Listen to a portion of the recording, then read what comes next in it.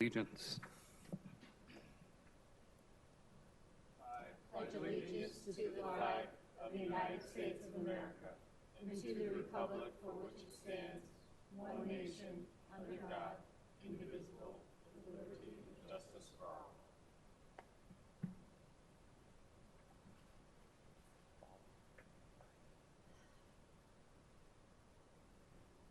Will the secretary note the roll? Commissioner Kish is present. Commissioner Keys is present. Commissioner Maloney is present. Vice Chairman Barnes is present. And Commissioner Walters is present. Chairman Bray is absent. Commissioner Steiner is absent. Vice Chairman Barnes, we have a quorum. Thank you. At this time, I will take a vote to excuse members unable to attend due to extenuating circumstances. Can I have a motion? Motion to excuse Commissioner from the meeting, Commissioner Barnes, Commissioner Bray, and Commissioner Steiner. I second. It has been properly moved and seconded. All in favor, please say aye. Aye. All opposed? Motion passes. On to the minutes. I have the draft minutes from the last two meetings, August 9th and August 16th. Can I have a motion to approve those minutes as received? Point of order, can I approve both sets of minutes at the same time? To look around the TV, I'm sorry. I would make a motion, if you so choose, to approve both at the same time, but to call out each minute, each meeting individually. Okay.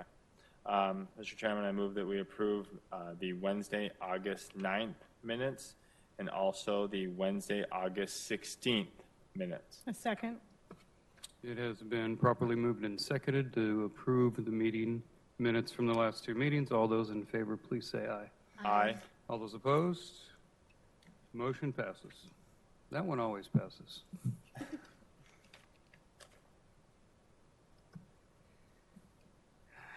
Very good. Now we'll move on to public comments. Any citizens who would like to address the Planning Commission on a non-agenda item can come forward. Do we have any speaker cards for any non-agenda items? No, we do not. No. Does anyone in the audience wish to speak? Nope. Very good. We will move on to disclosure of ex parte communications. This is a chance for any commission members to disclose outside communications that they've had with items on the agenda. None. Very good. In that case, we will go on to number 7, old business, of which we have none, unless any commission members have old business. No. Then we will move on to number 8, new business. Now I will open the public hearing. The first item is going to be presented by Mrs. Did they spell your last name right? Graver. Yeah, they did. Mrs. Graver. Thank you. Thank you, Commissioners. This is the approximately 10 acres that's the subject property for this rezoning on the south side of McDowell down to I-10 on the south. Citrus Road is just to the east and Perryville Road is just to the west. And property on the other side of the storage facility there is Canada Village. I think you're mostly familiar with that. This is the New West Business Park, the former PAD development plan. It was approved in 2007, but was never developed. And as you can see, they had commercial along the McDowell frontage and light industrial further to the south. But really, because of the proximity of Luke Air Force Base, even though they had the commercial zoning, they really couldn't develop too many commercial uses, so it's probably why the whole PAD didn't develop. This is the current proposal, to go from PAD to hard zoning I-1 and I-2.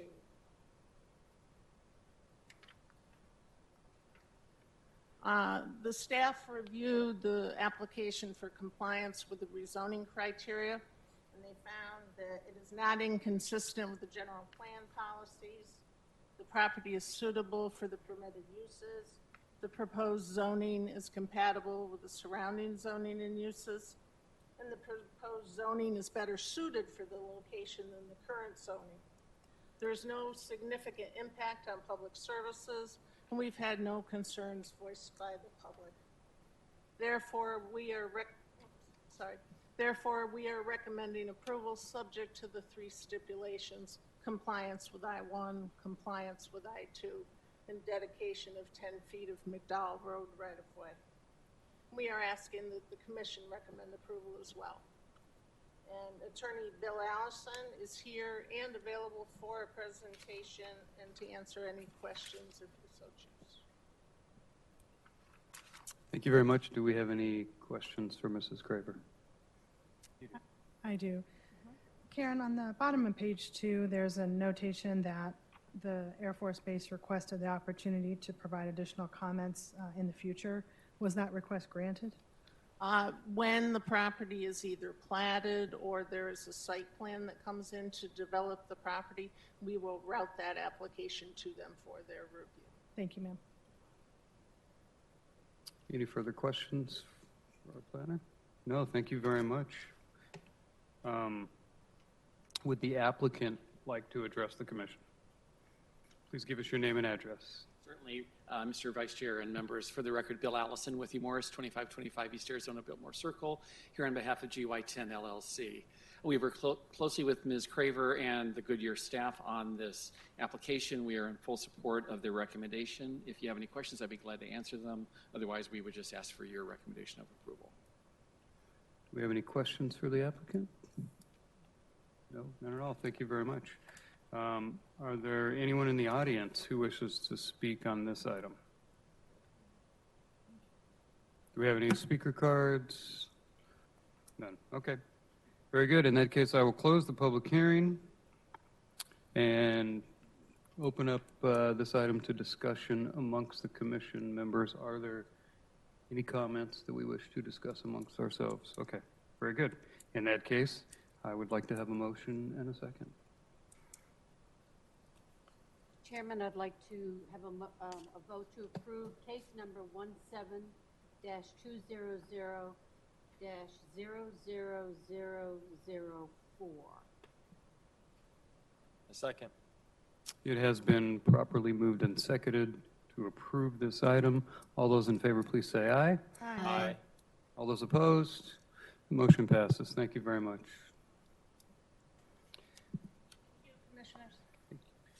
Very well. We will go on to item 8.2, and I believe Steve is presenting to us.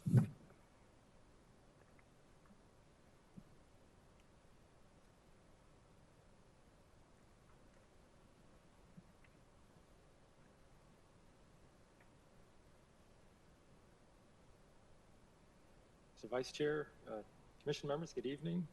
I have a PAD amendment here before you. It is located here at southeast corner, I-10 and Estrella Parkway, Estrella Commons PAD. Surrounding the PAD, we have Bullard Wash, we have Rancho Mirage single-family subdivision. We have the Centera Development single-family commercial here. We have existing commercial development here and along Estrella Parkway north, and then here's Walmart.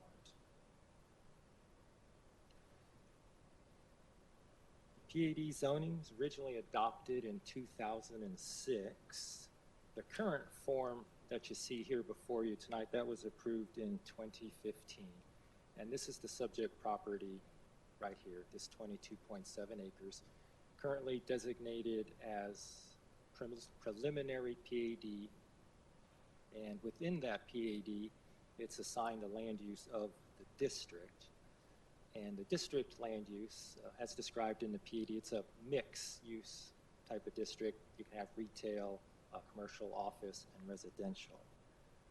The applicant would like to change this from preliminary PAD to final PAD. And because it's a rezoning, it does require public hearings before Planning and Zoning Commission and City Council.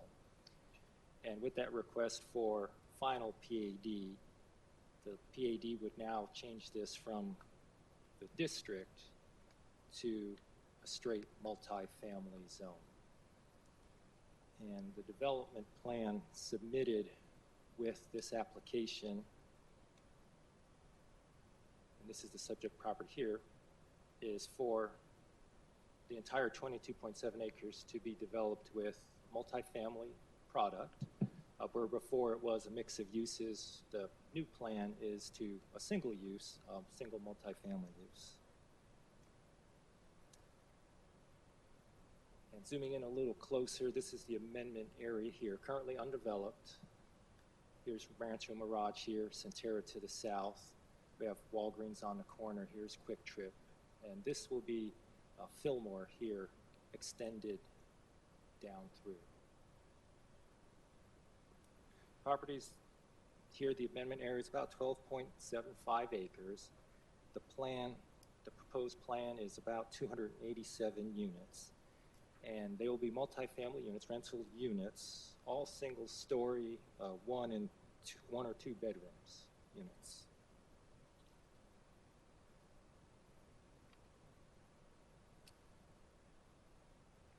And again, these exhibits are ones that come from the items submitted by the applicant and from the PAD. And this is the proposed plan. You can see the layout of the buildings, the internal street circulation.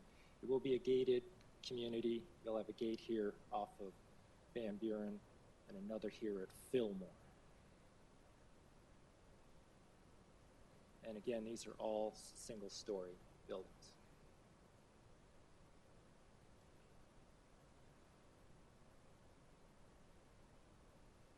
This is from the current PAD. So this is the plan as of today before any changes. This is the subject property here. One of the things that the request will do is the PAD had a north-south roadway coming down through the property, right adjacent to Rancho Mirage. You had an open space area here, and then you started the district development here. So with this current plan, this north-south connection will go away. And again, just for more background, this is the amendment parcel here, the 22.7 acres with, as of today, it has a district land use, and this would be kind of what they envisioned at the time. You can see it kind of looks like a mix of uses, different little pods of development, streets coming through. Right here, this is Estrella Parkway, this is Van Buren, this is Walgreens on the corner, Rancho Mirage here, and what's planned for up here to the north is single-family development that's currently being platted today. And to the north here is another future multifamily parcel. So within the single-family proposed development that goes all the way up to I-10, we'll have about 429 single-family homes in this portion. To the piece north of Quick Trip and the subject parcel, that multifamily piece, potentially you could have another 384 rental units in there. So you'll have quite a bit of residential population to the north of this subject property here. And potentially why I bring that up is one of the stipulations you probably noted in the draft ordinance was to provide a pedestrian connection along the western edge, wrap around the south, and kind of terminate right here. I'm going to change a few slides here. So basically, this is Fillmore and Walgreens here in the corner. That sidewalk would come down here along the western edge, wrap around the south. The applicant is proposing 3 pedestrian connections out of their development, here, here, and here. So with that will allow residents from this development to access a lot of the commercial uses along here without even getting into a car. What the stipulation does is it maintains the connectivity that was talked about in the original PAD for a lot of the development to the north, that the hope was they could pass through, have a nice, efficient, quick, pleasant walk to a lot of these uses. It was a mix of uses. It was a chance to not have to get into your car, to have that type of feel to the development. We believe they've accomplished that with providing the pedestrian connections for their development. What we'd like to see is this sidewalk here for all of the people that are coming to the north to be able to come down, because they can't go through now, come down, and then come down here so they don't have to walk to Estrella Parkway and then down Estrella Parkway. That's an alternative to use Estrella Parkway, but we do know it's a busier street, you got a lot of driveway cuts. It'd be safer to be able to walk down here, a pathway, and along here. That pathway also gives these pedestrian connections something to connect to. So instead of these pedestrian connections just emptying right into a drive aisle, they now empty into a sidewalk, a little safer environment for people on bikes or walking, kids, anybody who wants to use that sidewalk. So that is just some of the background in terms of that stipulation that we're proposing for the walkway. The other stipulation you may have noticed was for a buffer along this shared boundary with Rancho Mirage. The applicant is proposing a 20-foot setback, that they are also proposing 2 trees per lot and all single-story buildings. The PAD did have a wider buffer in it because it had that street and then that open space area down at Van Buren. But staff looked at this and said that was an acceptable alternative, so we provided that as a stipulation, so when the site plan comes through, we'll have that formalized. We had a neighborhood meeting on August 30th. We did have 2 residents from Rancho Mirage attend. They did have some initial concerns and questions on the development. However, at the end of the meeting, they did not submit any formal opposition to the request. Because this is a public hearing, we did our typical public hearing notice, the sign on the property, the postcards to surrounding property owners, the legal ad in the paper. To date, we have not received any public inquiries on this request. So we have reviewed the proposal.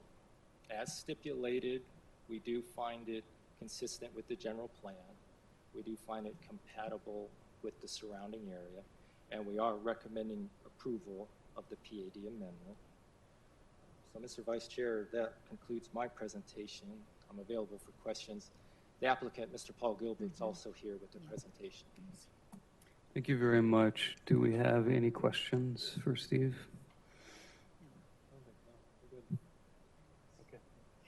Steve, thank you for the presentation. Could you go to whatever slide gives us the best way to review the gate on Van Buren Street?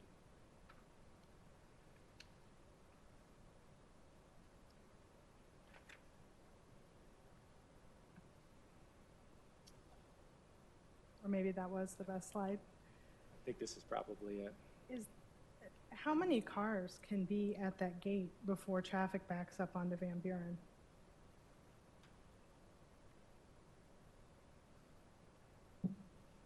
That, Mr. Vice Chairman, Commission members, that design right there, right now, our engineering staff did look at it. It is kind of reversed, and the applicant is aware of this. The turn needs to be on the other side, so it kind of won't look like this, but it was several cars. I may defer this to the applicant's engineer if you want a specific number. I do. I have a concern about traffic backing up onto Van Buren. Not as much concern on Fillmore, but as people are turning right into that gate, the gate appears to be really close to Van Buren. I mean, on this illustration anyway, and so I have a concern about that.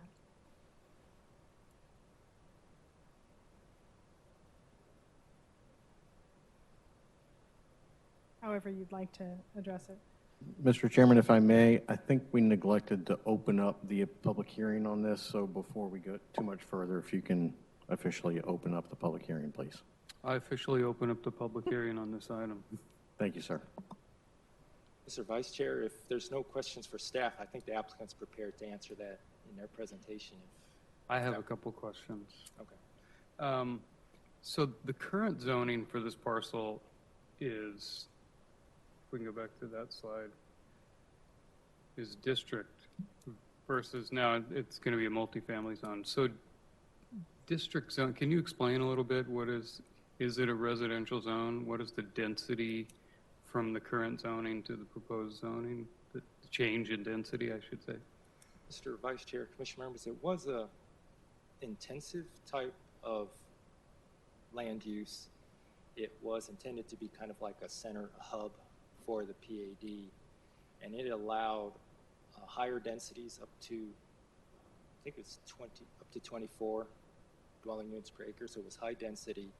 You had retail and office, so you had a commercial component in it. It was a true mixed use type of district. Okay. Okay. So the change is purely residential, and it looks like the density is a little bit less than it could have been with the district zoning. Yes, Okay. sir. Okay, I think that answers all my questions then. Would the applicant like to address the commission?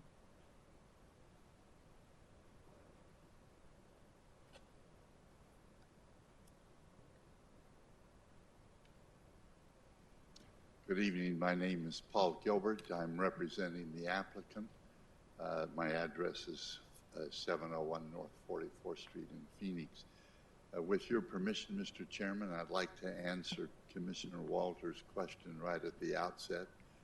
I know you'll be worried all during my presentation about that if I don't do it right at the start. All right. First of all, the drawing that you have in front of you is not the latest updated drawing. So in front of you now is the current proposal. And the proposal you looked at had the gate right along Van Buren. We've moved that gate further back. So there's an opportunity then for cars to pull off of Van Buren and stack and queue on site. Excellent, thank you. All right, if that answers it, I've got two more points, but I'll move on if that satisfies you. It does, unless All right, anyone else has a good. concern. Thank you. Okay, good. Well, I'm here this evening on behalf of Christopher Todd Communities, and we have this property in escrow. We don't currently own it, but we've been working very closely with your staff, and we're pleased to be here with a recommendation for approval. And there's only one thing we disagree with the staff on, and that's Stipulation 3. But if I could park that for a moment and just quickly highlight a few things.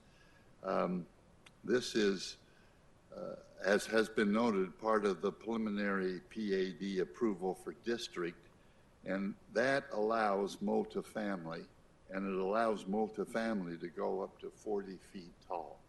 We're proposing one-story multifamily. My presentation here has a reminder to myself to emphasize that it's one story, but since Steve mentioned it 3 times, I think the point's been made. So we'll move on, but ask you to take that into account. What we're proposing is substantially less than what has been approved in the district zoning. This is a unique rental community. I don't know that how familiar you are with this kind of product, but basically it's rental homes that are more analogous to a subdivision. We cater to people who don't want to own a home, but also don't like to have people on top of them and with common walls. So these are what I call, and I'm glad my client isn't here because he doesn't like this description, but I call these mini single-family homes. So they really are just smaller single-family homes. The only difference is they're rental units. And so our density is 12 units per acre, whereas the district approved above 20 units per acre, or 24 units per acre. And typically, in an apartment complex, you would have units at 20 units per acre. We're at 12. So it's a substantial reduction in density. Each home in the Christopher Todd communities is, has his own small private backyard. This backyard will not be maintained, incidentally, by the renter. The backyard, as with all the amenities in the project, is maintained by the apartment manager, just like it would if it were a typical apartment project. The main access will be off of Fillmore Street, and we have the conventional amenities that you would expect from an apartment complex.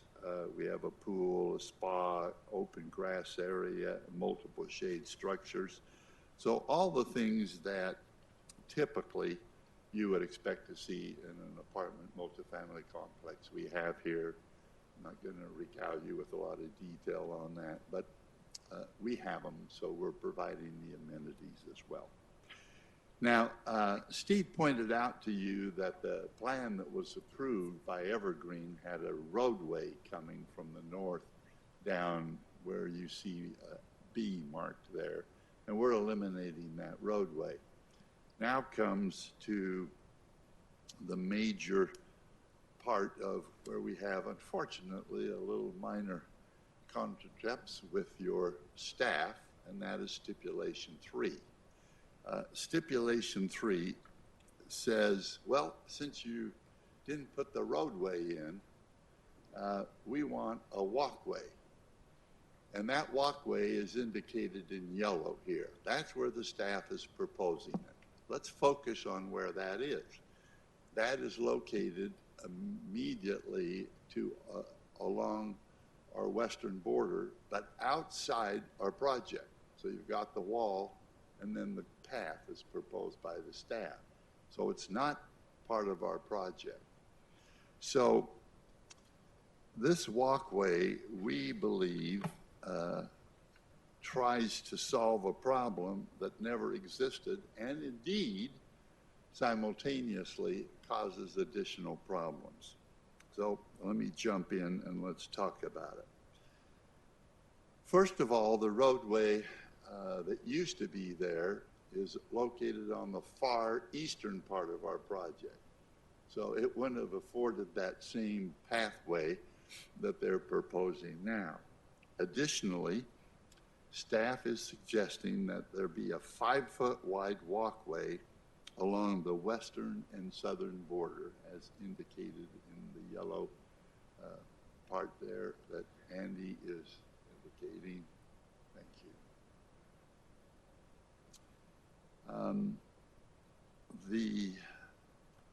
I'd like to bifurcate this discussion of a pathway into two separate analyses.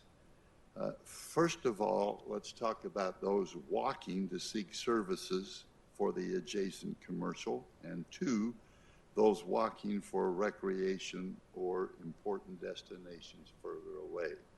So let's start with those seeking services. Inside the walls of the Christopher Todd development, there are numerous walkways for residents to access the common amenities. There are walkways that lead out from the community at the vehicular access points on Fillmore and Van Buren. That's indicated in the blue area, or with the blue arrows. So we are also, as requested by the staff, providing 3 gates that would provide short pedestrian access directly to the commercial pads to the west. So I'd like to ask you to focus on this very salient fact. We are providing on our site acceptable and convenient access to the commercial that is immediately adjacent to us. But the staff says that's nice, and we get kudos for doing that, but the staff says, oh, that's not enough. We want you to provide access to the commercial off-site from the Fulton Homes project that isn't built yet, but is coming further to the north. So the staff admits that the access is not needed for our project. It's needed for an off-site project that hasn't developed yet, but we acknowledge it's coming. No question about that.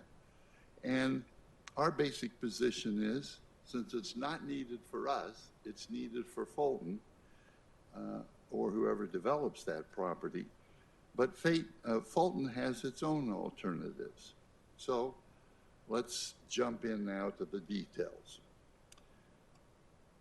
We all like to talk about vigorous walking, and everybody wants to be green and healthy, and we have nothing against that, of course. But no one walks too far to go on a shopping trip. So if you look at the single-family homes where it shows future Fulton Homes up there, it's a half a mile from the closest point of the future Fulton Homes down to the commercial located at the bottom of our, along Van Buren. Excuse me, Mr. Chairman. Applicants have 10 minutes, and we have taken up a portion of that time. So just a heads up warning, we have 3 minutes left. Okay. All right. If you can move it along, please. All right, I'll try to. Mr. Earl, can I borrow some of your time? Oh, no, he's not giving me any. All right. Okay, so the average walking distance from the homes will be about 1 mile. Our basic premise is, let's look at the uses that are there. There's the Firestone store. I submit that taking your car there would make a lot more sense. You drop the car off, and you're not going to walk back up. The other one is the Walgreens store, and again, that's an average distance of about 1 mile, and then there's a daycare center. How many parents are going to walk with toddlers the 1 full mile down on this path to facilitate their use of the daycare center? Furthermore, there are very good, let's show the photographs. There's a beautiful walkway along Australia Parkway. And we've got 4 slides, let's show those very quickly. They give you a view. It's very nicely done. It's landscaped. And the staff's retort to that is, well, that's a little dangerous because you're walking along Australia Parkway and it's not as good as having a little private sidewalk. We submit, if these sidewalks aren't installed there to be used, particularly this beautiful landscape meandering sidewalk, why are you requiring developers to put it in? So you've got that access, which is great access, coming along from the north, from Fillmore, and then coming down on Australia Parkway. Having a parallel sidewalk of 5 feet with a wall and the backyard of those commercial projects is a much less enjoyable walk. Furthermore, there are very good access from the future Fulton Homes project to the north. They can come down, walk along Fillmore. 30 seconds. Come down. Boy, who is this Martinet over here? I'm telling you. All right, real quickly, you can come along Fillmore, walk down Australia Parkway, or there's also access through the development immediately to our west to come straight down, and then there's the future Bullard Wash Trail that will eventually be incorporated. Our bottom line is there's no need for this additional walkway. We don't need it for our project. It's only needed for the project to the north, and there are ample ways for the project to the north to get where they need to go for the commercial, And the project to the north isn't going to walk a mile to come to the 3 commercial uses located along Van Buren. Whew, I made it.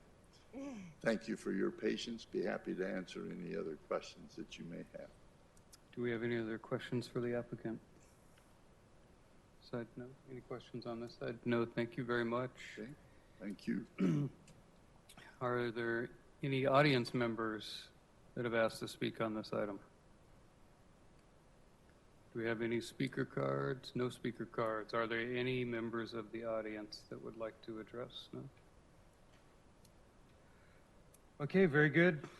I will close the public hearing and open this item up to the commission for discussion. I believe stipulation 3 is something that Goodyear has always tried to use as a way to connect communities, and Canyon Trails and other communities in the area use trails as a way to make Goodyear connectable. And I feel like it's good. It's also in our 2025 plan. It's in our general plan, and this is congruent with it. I'd like to add to that. Well, stipulated about a mile walking. I know when you walk through any of the elementary schools or like these preschools and so forth, parents like to walk home with their kids, give them a little exercise, and I see tons of that, little tricycles and 3-wheelers and so forth, if you're ever out there during the day, to give these kids an ability to ride home. I don't know if they're trying to tire them out before the evening, but those types of trails, sidewalks that are not in this major thoroughfare for cars and so forth, not only make Goodyear attractive, but also make it family friendly. And those things are important to Goodyear, and I think they are important to families. So I ask that that be considered as well. Myself, I think I'd rather see it along the east side of this development to create a larger buffer, but that's not on offer at this time. So, very well. I'll take a motion on this item. If anyone would like to make one. Mr. Chairman, I move that we approve case number 17210000015 with stipulation 3. I second, yeah. It has been properly moved and seconded. All those in favor, please say aye. Aye. Aye. All those opposed? Nay. Motion passes. Thank you very much. We will move on to item 8.3.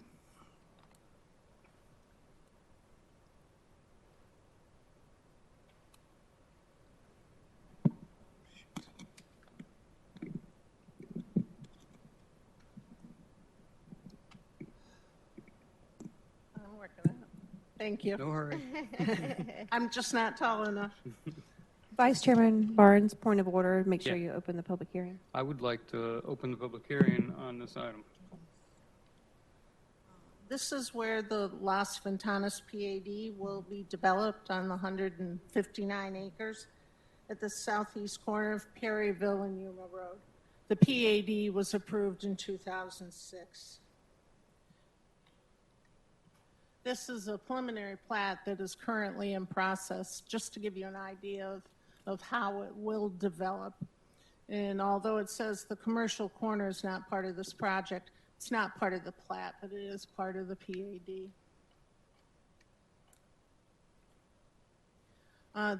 The applicant is requesting that a few stipulations be modified. They are requesting that 17 be modified.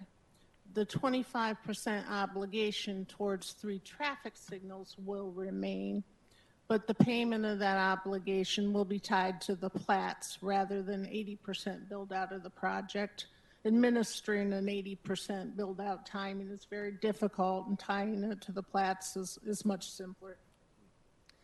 They are asking that number 18 be deleted. It had required quarter-mile traffic signals, And the city no longer requires those. They did back in 2006, but we no longer do. So they are asking that that stip be deleted. They are asking that stip number 55 be modified because it had required Las Ventanas to acquire property that was not part of the PAD, was owned by somebody else, and then construct roadway improvements adjacent to it. So they have asked that if the city could work to obtain easements adjacent to that property, and we have agreed to do so, that they then would come in and construct those roadway improvements. This is a graphic that kind of shows you the location, the 3 traffic signals on the corners, Stipulation 17, that obligation remains in place. Again, it's just tied to the platting of the adjacent properties. Stipulation 18 is where those quarter-mile signals were that we would not require were this a new PAD today. In the very corner, the 9/10 of an acre that's not a part is that property that's owned by somebody else and is the subject of Stipulation 55.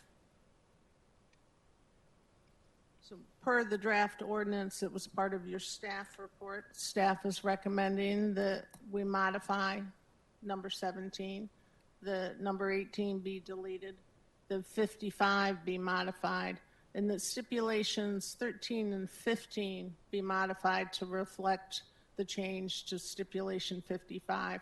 And 13 and 15 just deal with how those half-street improvements would be constructed, the specific criteria for that. And staff is asking that the commission recommend approval as well. And Attorney Steve Earle is here and available for a presentation and questions should you have any. Thank you very much. Do we have any questions for Karen? Not for Karen, but maybe for the applicant. Very good. Would the applicant please come forward?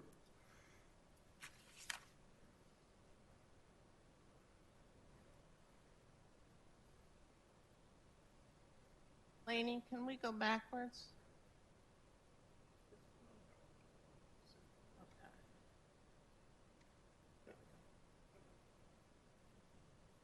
Mr. Chairman and members of the commission, my name is Stephen Earle. I am here today on behalf of the owners of Las Ventanas, and Mr. Tate is with us here tonight as well as the traffic engineer. We do agree with staff's report and with their stipulations. Let me just summarize in a few sentences what this request is.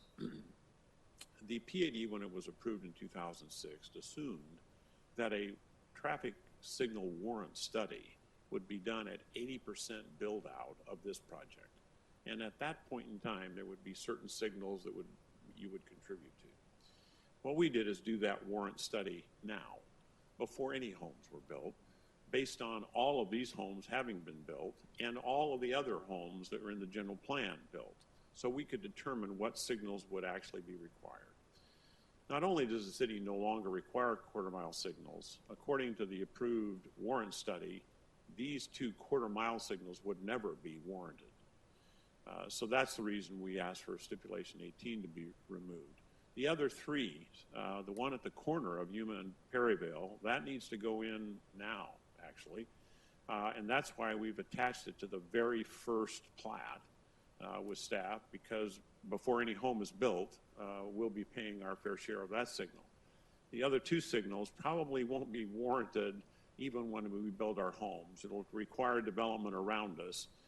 And that is why we felt it was appropriate to pay our fair share of those signals as we plat the adjacent area.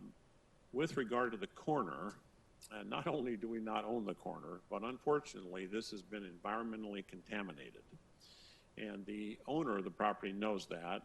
ADEQ has been extensively involved in testing on that site. And the problem with trying, from our standpoint as a private property owner, acquiring that kind of property, we come into the chain of title.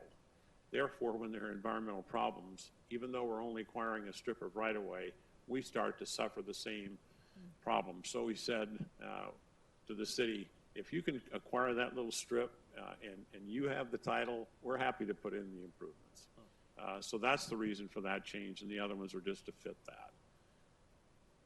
And I'm happy to respond to any questions you may have. I just have the question in regards to stipulation 18. Was that put in place as a result of more aggressive growth in 2005 and 2006, or was it just being overcautious? Or well, in 2006, you will remember that we all thought we were going to build out the world in short order. The recession taught us all a big lesson, that we don't build beyond the home ownership, because back then we were building homes that were being purchased by investors. And so it was an extraordinarily rapid growth. And it was thought at the time that maybe quarter signals would be appropriate. But since then, not only does Goodyear not like quarter signals, I don't know of a city that does, because it stops the flow of traffic on the major streets. But more importantly here, even if you wanted them, they would never be warranted based on actual development and the general plan build out. So. thank you. Do we have any more questions for the applicant? No, thank you very Mr. much. Chairman. Is there anyone in the audience that would like to speak on this item? Nope, very good. Seeing none, I will close the public hearing and open this item up to discussion among the commission members. Do we have any comments? Nope. Anyone No. want to tell the rest of us what we should do? No? Okay. Very well. I will entertain a motion in second. Mr. Commissioner, I move that we approve item number 172000003. I second. It has been properly moved and seconded. All those in favor, please say aye. Aye. All those opposed? The motion passes. Thank you very much.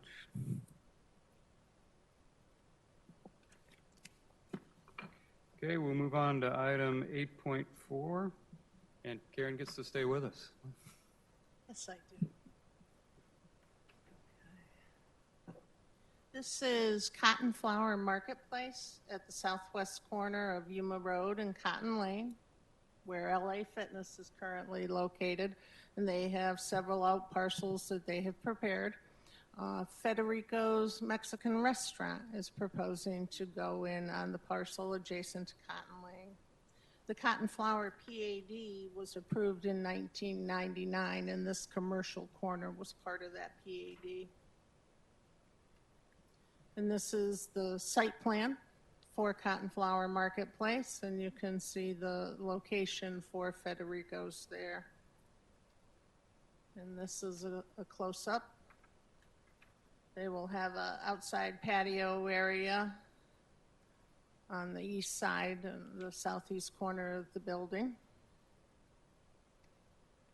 This is their architectural renderings of the restaurant.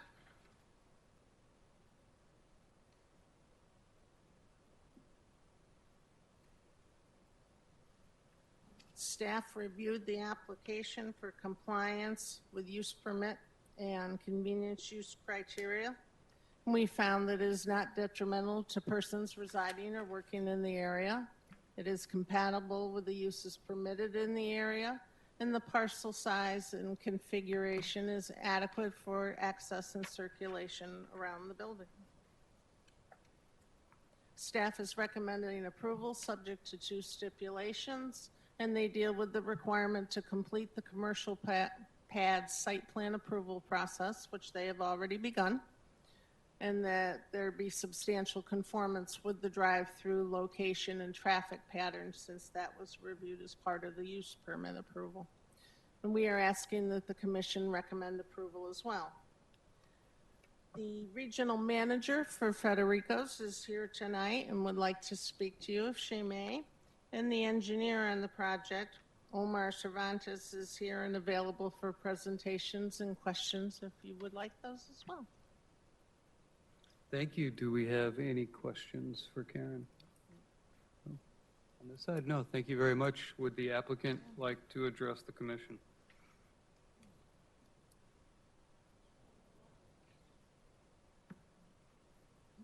Good afternoon. My name is Idalia Rios, and my address is 514 North Tercera Avenue in Chandler. I'm representing here Federico's Mexican Food, and I would like just to say thank you for the opportunity.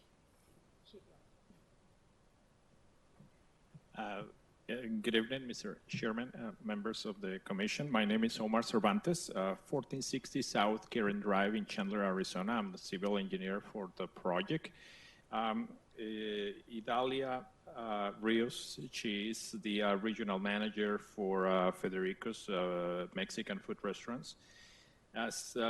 Just want to mention that Federico's Mexican food restaurant has over 23 restaurants here in Arizona and 4 more in New Mexico. So basically, this will be the first restaurant in the entire Arizona area that will have this new image, because as you probably saw a few weeks ago, there was an article on Arizona on the Republic talking about so many restaurants, you know, Mexican restaurants, Filiberto's and all those kind of restaurants.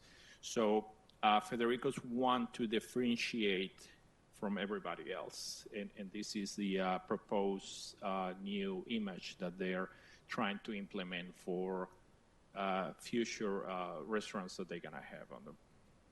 So if you have any questions, you know, I will be glad to. Does anyone have questions for the applicant? Not a question, but a statement of I appreciate the thought that went into designing this. It is a very nice looking restaurant. Thank you. It's very modern. Yeah, I agree. Thank you. Very good. If there's nothing else, I will ask if there's any members of the audience that wish to speak on this item. None? Very good. Thank you very much. Thank In you. that case, I will close the public hearing and ask for a motion and second. Vice Chairman Barnes, I move that this commission approve case number 17-300-00003. I second. It has been properly moved and seconded. All those in favor, please say aye. Aye. All those opposed? Motion passes. Thank you very much. Thank you, Commissioner. Very good. We move on to item 8.5, which is not a public hearing. And we get Katie. Thank you, Chairman and members of the Commission.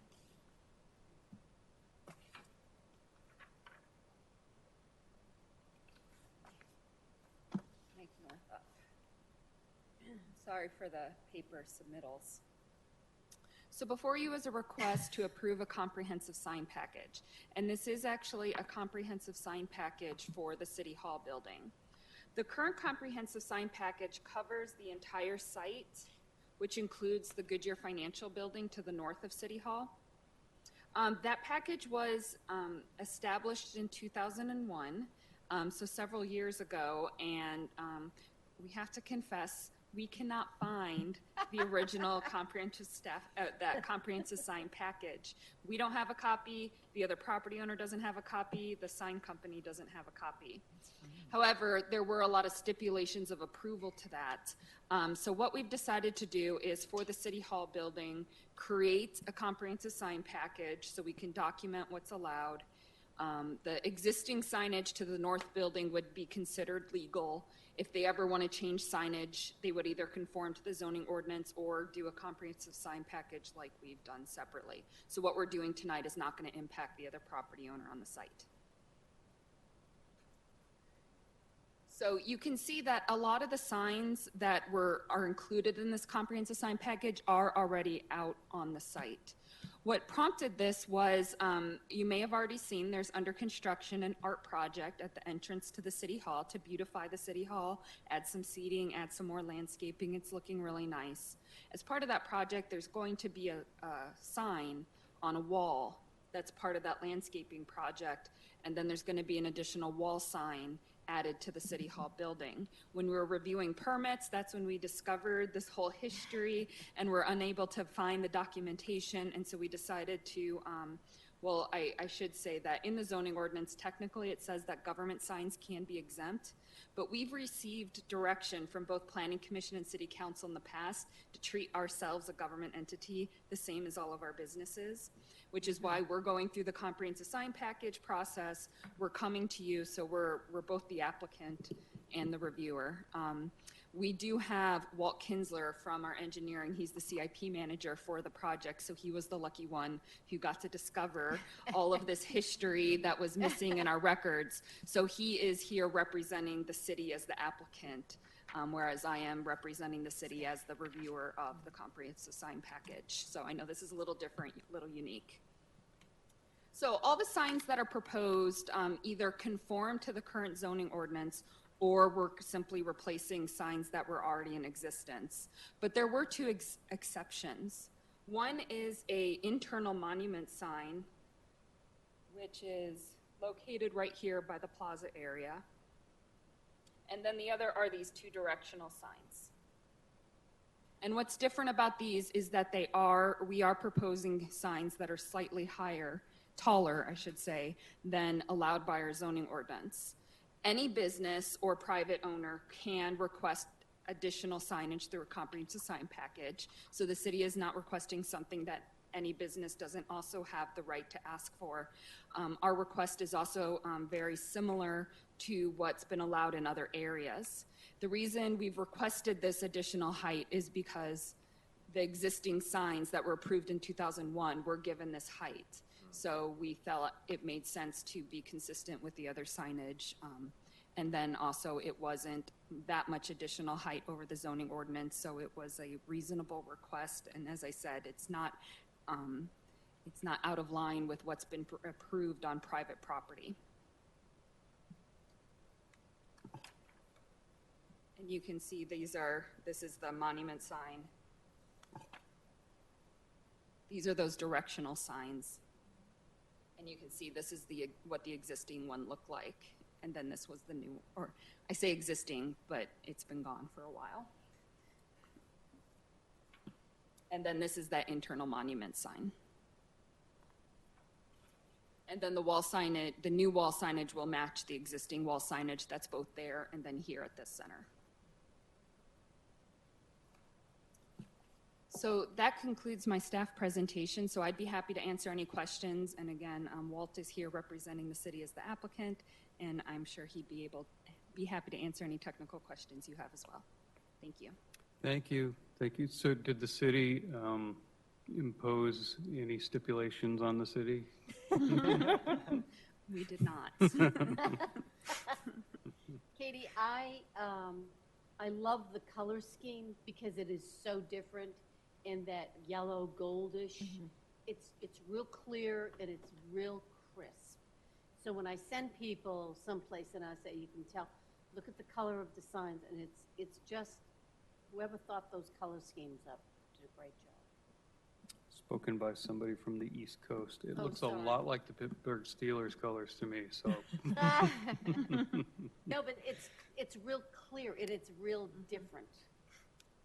Thank you. And that coloring, that color shade of yellow actually is inspired by the monument signs that are in the medians. Right. That say It's the City branding of that is Goodyear. just so important, I So think. yeah, it's our branding color now.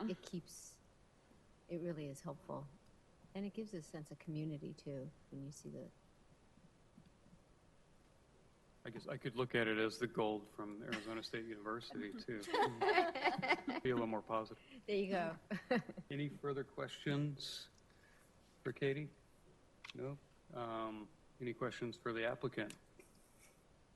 No? Thank you. Do we do a motion and vote on this, or is this? Yes, please. Okay. And I lost my thing. Okay. Then in that case, I will accept a motion and second on this item. Vice Chairman, I move that we approve case number 176300003. I second. It has been properly moved and seconded. All those in favor, please say aye. Aye. All those opposed, motion passes. Thank you very much. Okay. And I've lost my minutes. Okay. Item 8.6, training. Mr. Chairman, can I ask you if we just go into recess? If you remember last time, we've had a very productive work session type atmosphere around the table, so we've set that up for tonight. So if you could just recess and come down from the dais, we'll move the podium out here and then go sit around Very the good. table. We shall recess.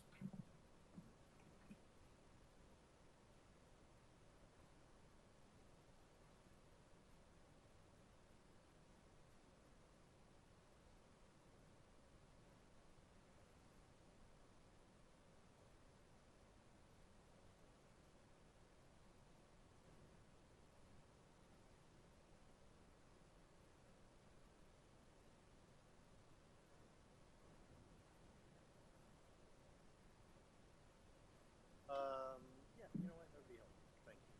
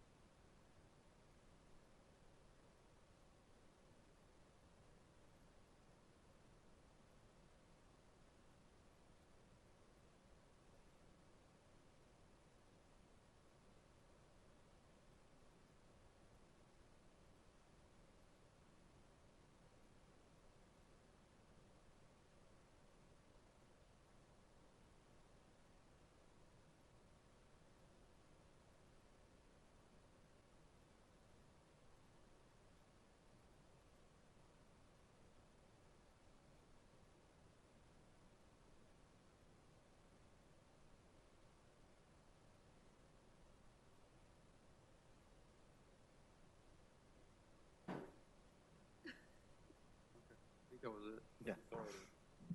Very good. Item 8.6, work session. So, Mr. Chairman, thank you, Commission, for allowing us to work with you, obviously, and go through this training as well. This is and it's an agenda item, obviously, but we really hope that this turns into a dialogue. As a matter of fact, during the course of the presentation, we have a couple of slides that are just questions. And this is the same presentation that we handed out on thumb drive to you last month, so maybe you've had an opportunity to look at it. That was the deal we cut when we got out a little bit early. If you remember, we said, here, take this, but, you know, have a little bit of homework.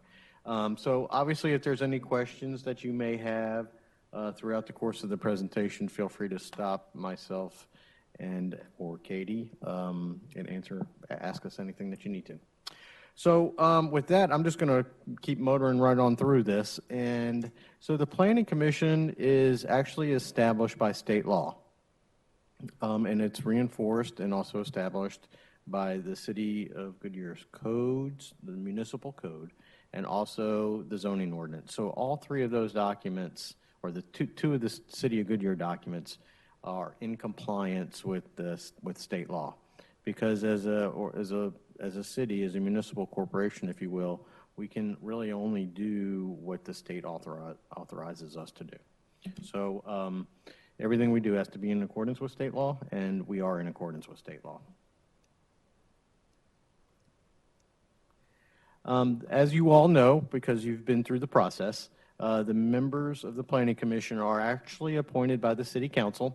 The City Council has a subcommittee subcommittees that look at different appointments to various boards and commissions that the city has as an organization.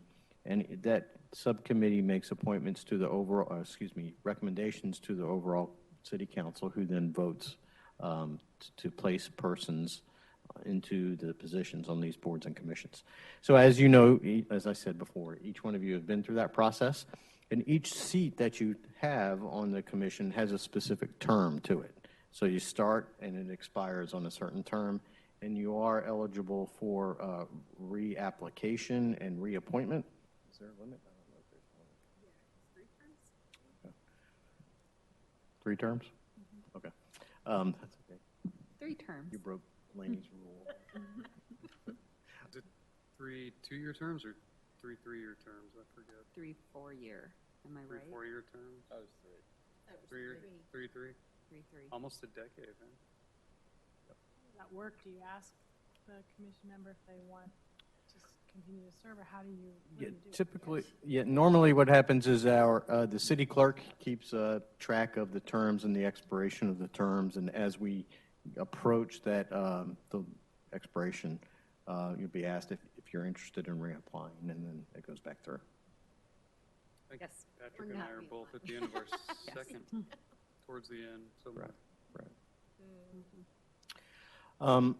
Excuse me. So Planning Commission and the council actually really does very much take this into consideration when making appointments to boards and commissions, is that the folks that they place on these boards and commissions represent community diversity and also represent different geographies of the city.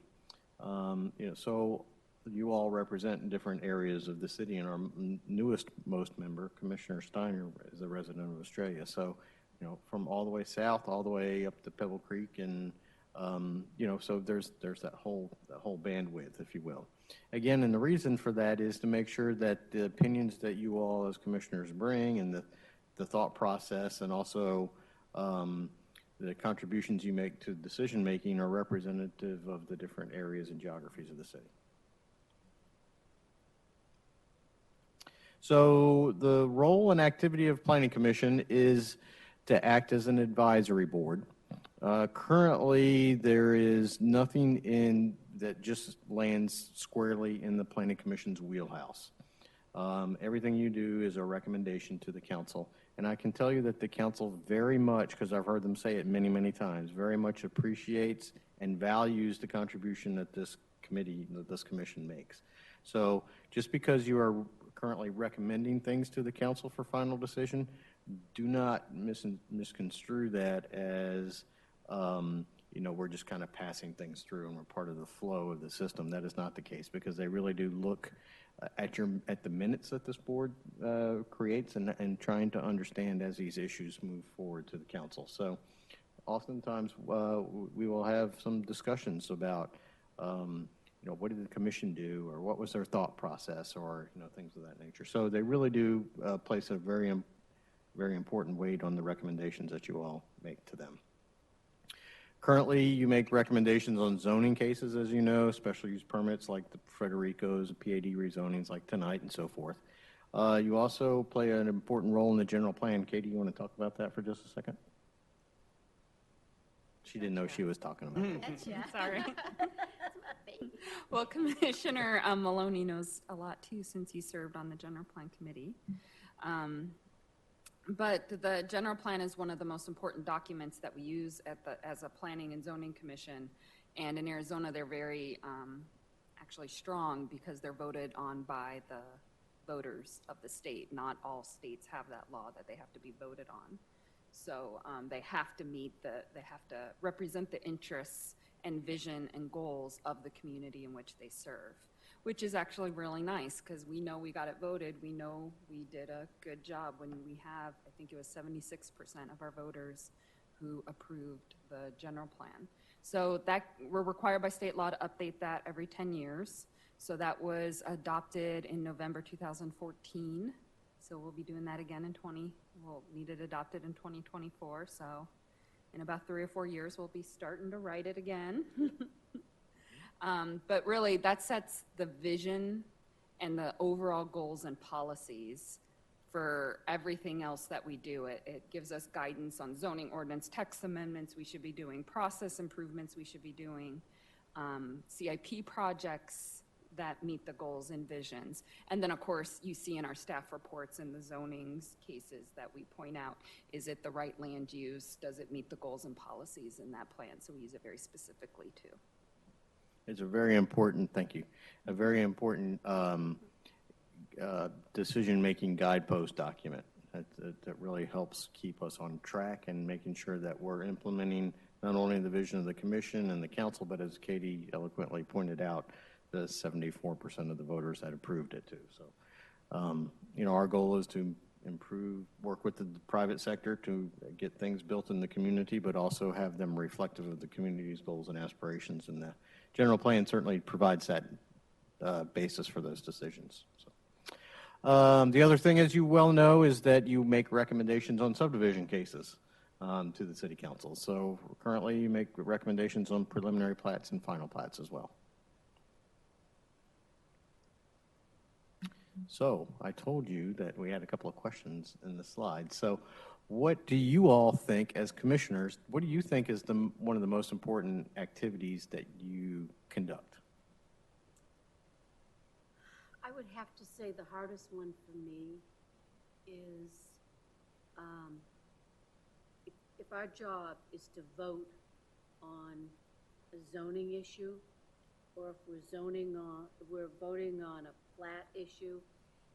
It was like tonight, I have a hard time with rental property. And I have to keep thinking to myself, that's not the question. And so, that is, it's not what you think. It's what's being presented to you as what you're supposed to do. That's, Right. I don't like any more chains, but, right. That's not my job. And everybody says to me, you're on the planning and zoning, you should know about that. How come we're getting another drive-through? I'm like, that's not my job. That's right. It's my job. Right. Right. But it's hard to balance that because everybody has opinions, on what's coming into their neighborhood, what's being built around their neighborhood, how's the traffic going to be, and that's just my opinion. Oh, that's really good.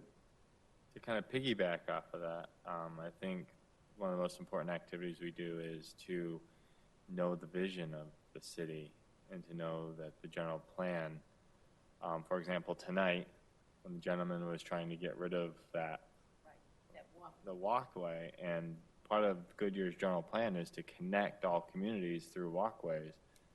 We had to stick to our guns and say, no, this is our general plan. If you want to be part of this amazing community, you have to stick with our vision. You're buying our vision. We're not buying yours. So.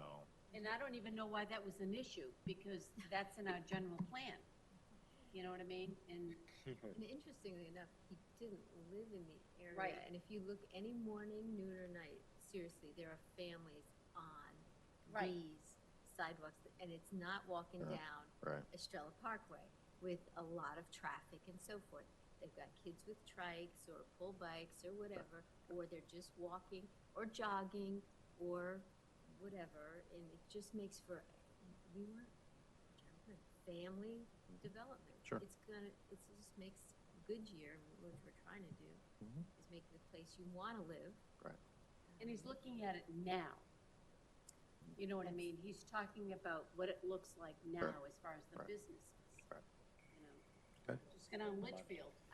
You know, every week it's something new. And Sure.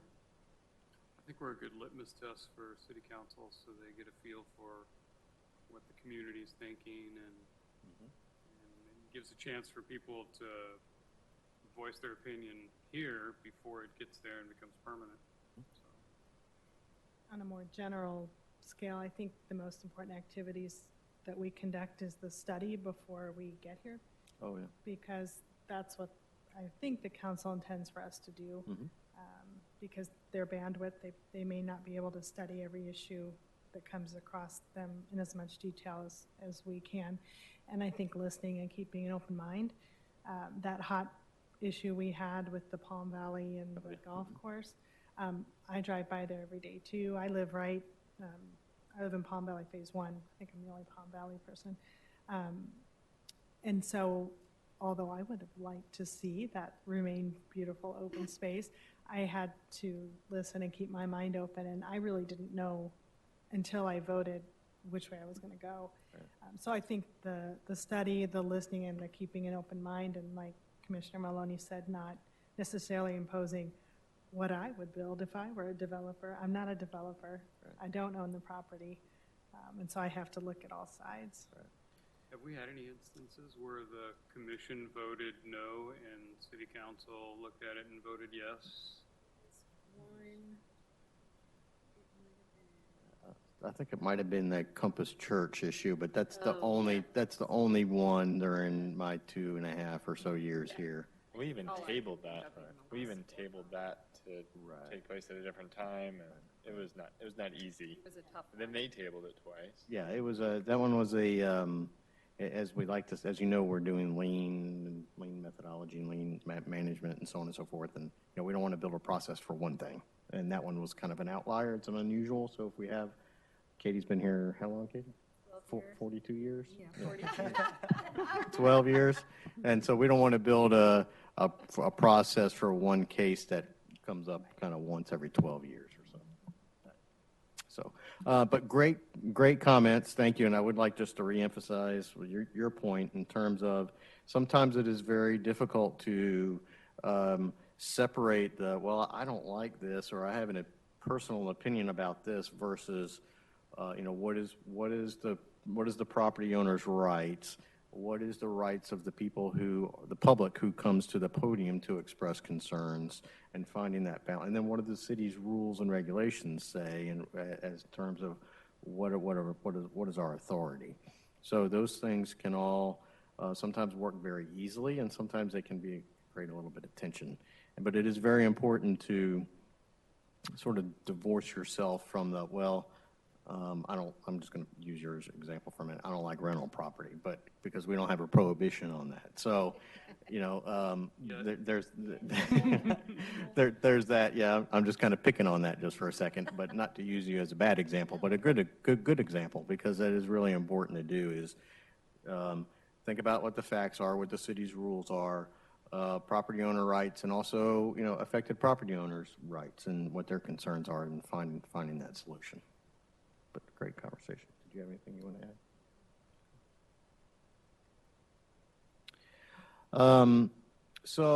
add? Holding public hearings is a really important aspect of what you do. I think maybe you had mentioned it, or Randy had mentioned it, in terms of vetting out the processes and projects prior to council meeting because of the bandwidth. To use your terminology, the council may not be able to zero in on things that you all have a greater opportunity to do. And public participation is paramount to our process. It's paramount to the city's transparency. It's paramount to our accountability with our citizens. And so we always invite public participation. And it doesn't mean that we can necessarily affect all the change that somebody who simply comes to the podium and says, I don't like pink houses, for example, or what have you, or polka dots. We may not be able to affect that change, but it is very important that they have an opportunity to come voice their concern. And you all have a great deal of interaction with the public, much like on the Vistas case or the Compass Church case and things of that nature, and a couple others I'm sure I'm not thinking of right now, where we can have a full room. And it's really important that we maintain, and you all, and you do a great job as a commission, so don't take this in a negative sense at all. I'm reaffirming what you've done.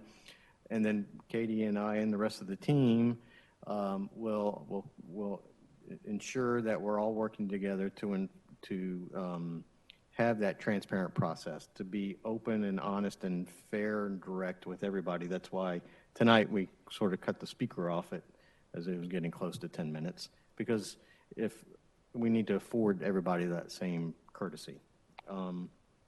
So it's really important to have a transparent process, is my point. I didn't know we had a time limit for applicants. I've never seen anyone run up against it. Yeah. Never.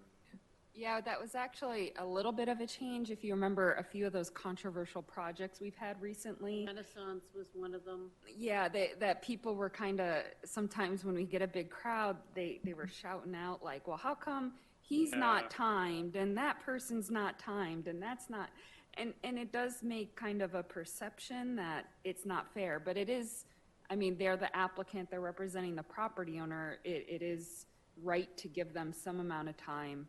But so we did a little research some other cities and saw 10 minutes was about what people did. So we thought, let's go ahead and try this experiment. And you can see it's on the agenda now. And we thought that would help set the expectations that, you know, we're not treating this applicant differently because, you know, we're on their side and we don't really care about the residents. So they could see every single public hearing is the same exact way. We're treating everybody exactly the same. We're not going to let the applicant go on for 20 minutes. What did he call you? What did he call you? I don't know. It wasn't as bad as other things I've been called. I'll be The filibuster up there. He No, thought he was it gonna was. start reading Is that what it was? I didn't catch it. So. I didn't know what he called. I didn't hear what he said. I thought maybe he called you Cato or something. I didn't even know what that meant. I didn't either. I know. It was all right. But yeah, to Katie's point, you know, as representing the folks that come and bring projects to you all are either that typically, frankly, nearly 100% of the time, have a significant amount of dollars and time invested to get to this point. And so giving them a little bit of extra time more than others is really just showing some deference and courtesy for the amount of effort they put in, because they need to be able to have the opportunity as a property owner to make their case to the commission. That is in no way at all is meant to slight or minimize public input. Anybody who comes has the opportunity to speak as well. Citizens are also encouraged to call the planners on a particular case or email. We also have the citizen review meetings and things of that nature. So there's many different opportunities and avenues to get the commission or frankly the council in, comments and input from the general citizenry. Christopher, I'd be interested in knowing how you explain to the council what our thought process is, because in my time on the commission, I don't know if we've ever really discussed or debated anything very much amongst us. We ask questions and then we vote. Right. Like even when we've had a hot button and there's been a lot of public speakers, then we've just voted. We really haven't, maybe, I don't know if we're gun shy or if we just feel like, okay, he wants a motion. So just in terms of inexperience and, you know, maybe ignorance on my part, I feel like I don't know when we're really supposed to dialogue. So I don't know how you could tell the council what our thought process is, because we don't really share that in our meetings. Typically what we do is provide a synopsis of the commission meeting and sort of dialogue. Like if frequently or most of the time your motions and vote and recommendations and so forth are unanimous, but sometimes they're split. And when they're split, and there's dialogue as a result of that, then we share that with the council, like such and such commissioner voted against because they had a concern about XYZ PDQ. And then that's all in the council packages and information. And so if a council member has any questions, additional questions, sometimes they'll call us and say, well, hey, can you give me the flavor of the conversation? And so concerns were. Yeah. I've seen a monopalm come up yet. No, I always voted you against said was, those I things. think we can do better. Right. Yeah. But do we have No, one? I mean, Commissioner Kish will usually say something maybe state an opinion while asking questions, so will Commissioner Maloney. But I'm not clear on when it is we're supposed to actually sort of talk amongst Sure. one another. So sort of the protocol would be, do you have an agenda? I don't have It's on one. the agenda. Yeah, yeah. Can That part can when I just borrow- say Never do it. Yeah. Yeah. Can I just borrow your agenda for a second? Right. Yeah. Sorry. when Excuse me. there I'm were, Bill Prepared. people yelling in the gallery. Right. I thought So- I was going to get to clear the. Oh, maybe I'm sorry if it's just me who doesn't know when we're It's the supposed to time vote. when either Mr. Bray or Mr. Barnes would say, is there any discussion amongst the, I've just noticed, maybe it's just me, I've noticed we just don't really do So, it. so the sort of the order of the business, if you will, would be just like it's on your agenda, the little A, B, C, D, and E. So open the public hearing is, you know what that is. Then the planner will come up and give a presentation. Applicant, that's 10 minutes. I wouldn't even get into asking the applicants questions at that point in time. Let them make their presentation, then let the public come up. And then you close the public hearing.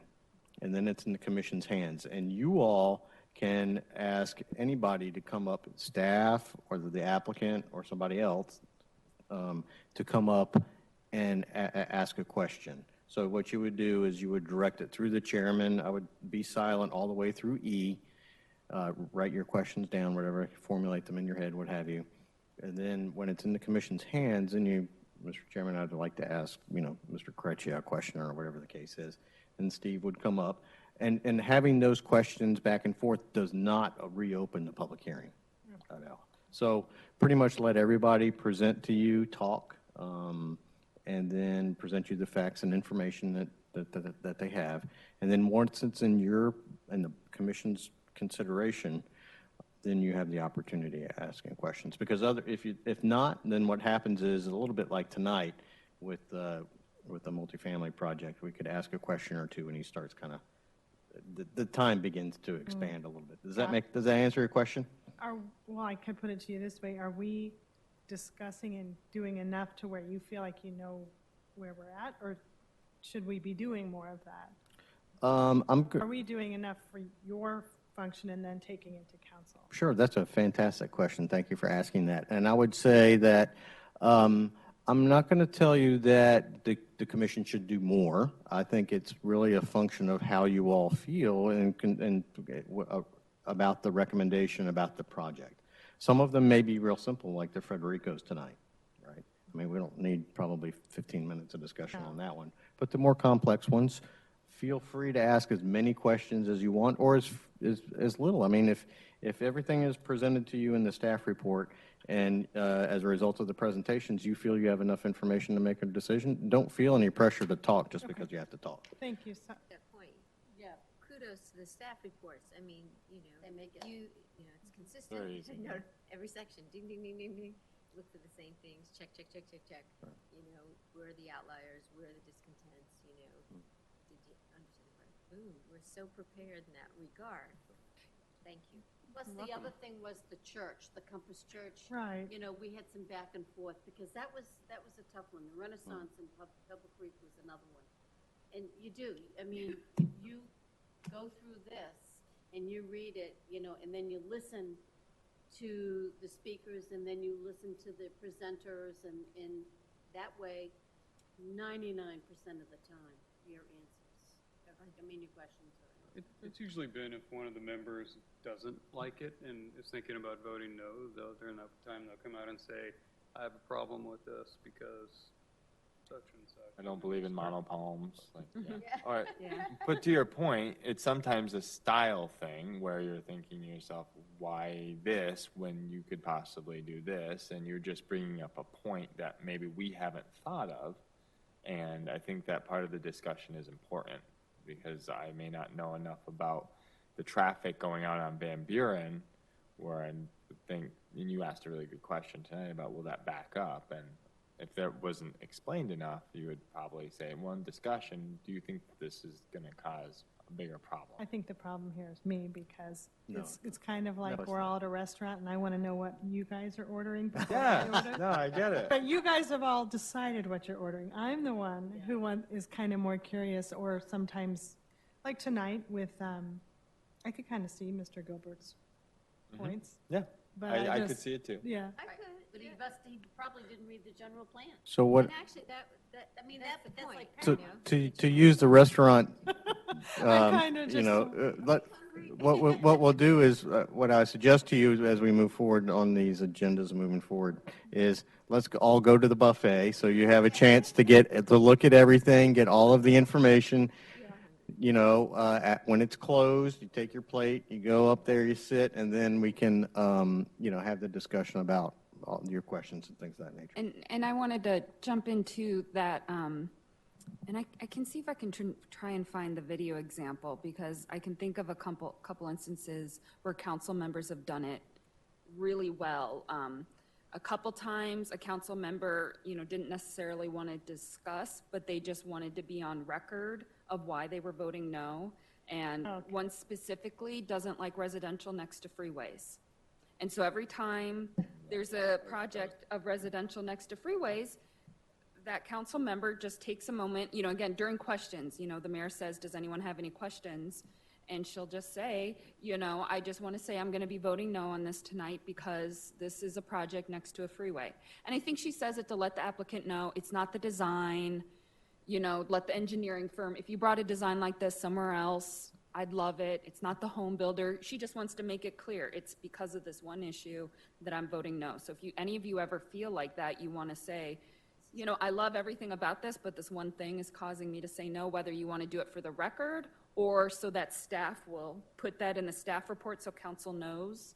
We're happy to do that. But you can also use that if you want to know, you know, like, hey, fellow, you know what I mean? Hey, I'm really concerned about this project being next to residential. Fellow commissioners, where are all of you with this? Because I'm kind of leaning toward voting no.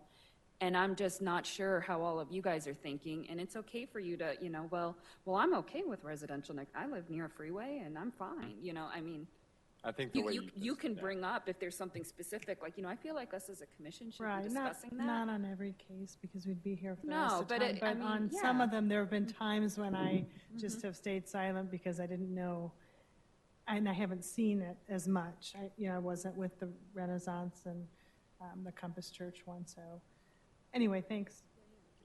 Yeah, that was a good point, Katie. Thank you for doing that. And when you all get to that point of it's in the commission's hands, it is a bona fide debate. You can talk amongst I mean, the chair runs the meeting, so you run everything through the chair. He'll recognize, we don't want people talking over each other and all that kind of stuff. But you have the opportunity to say what you'd like, make your points, you know, counterpoints, whatever the case is, and also ask staff or the applicant, you know, for follow-up questions.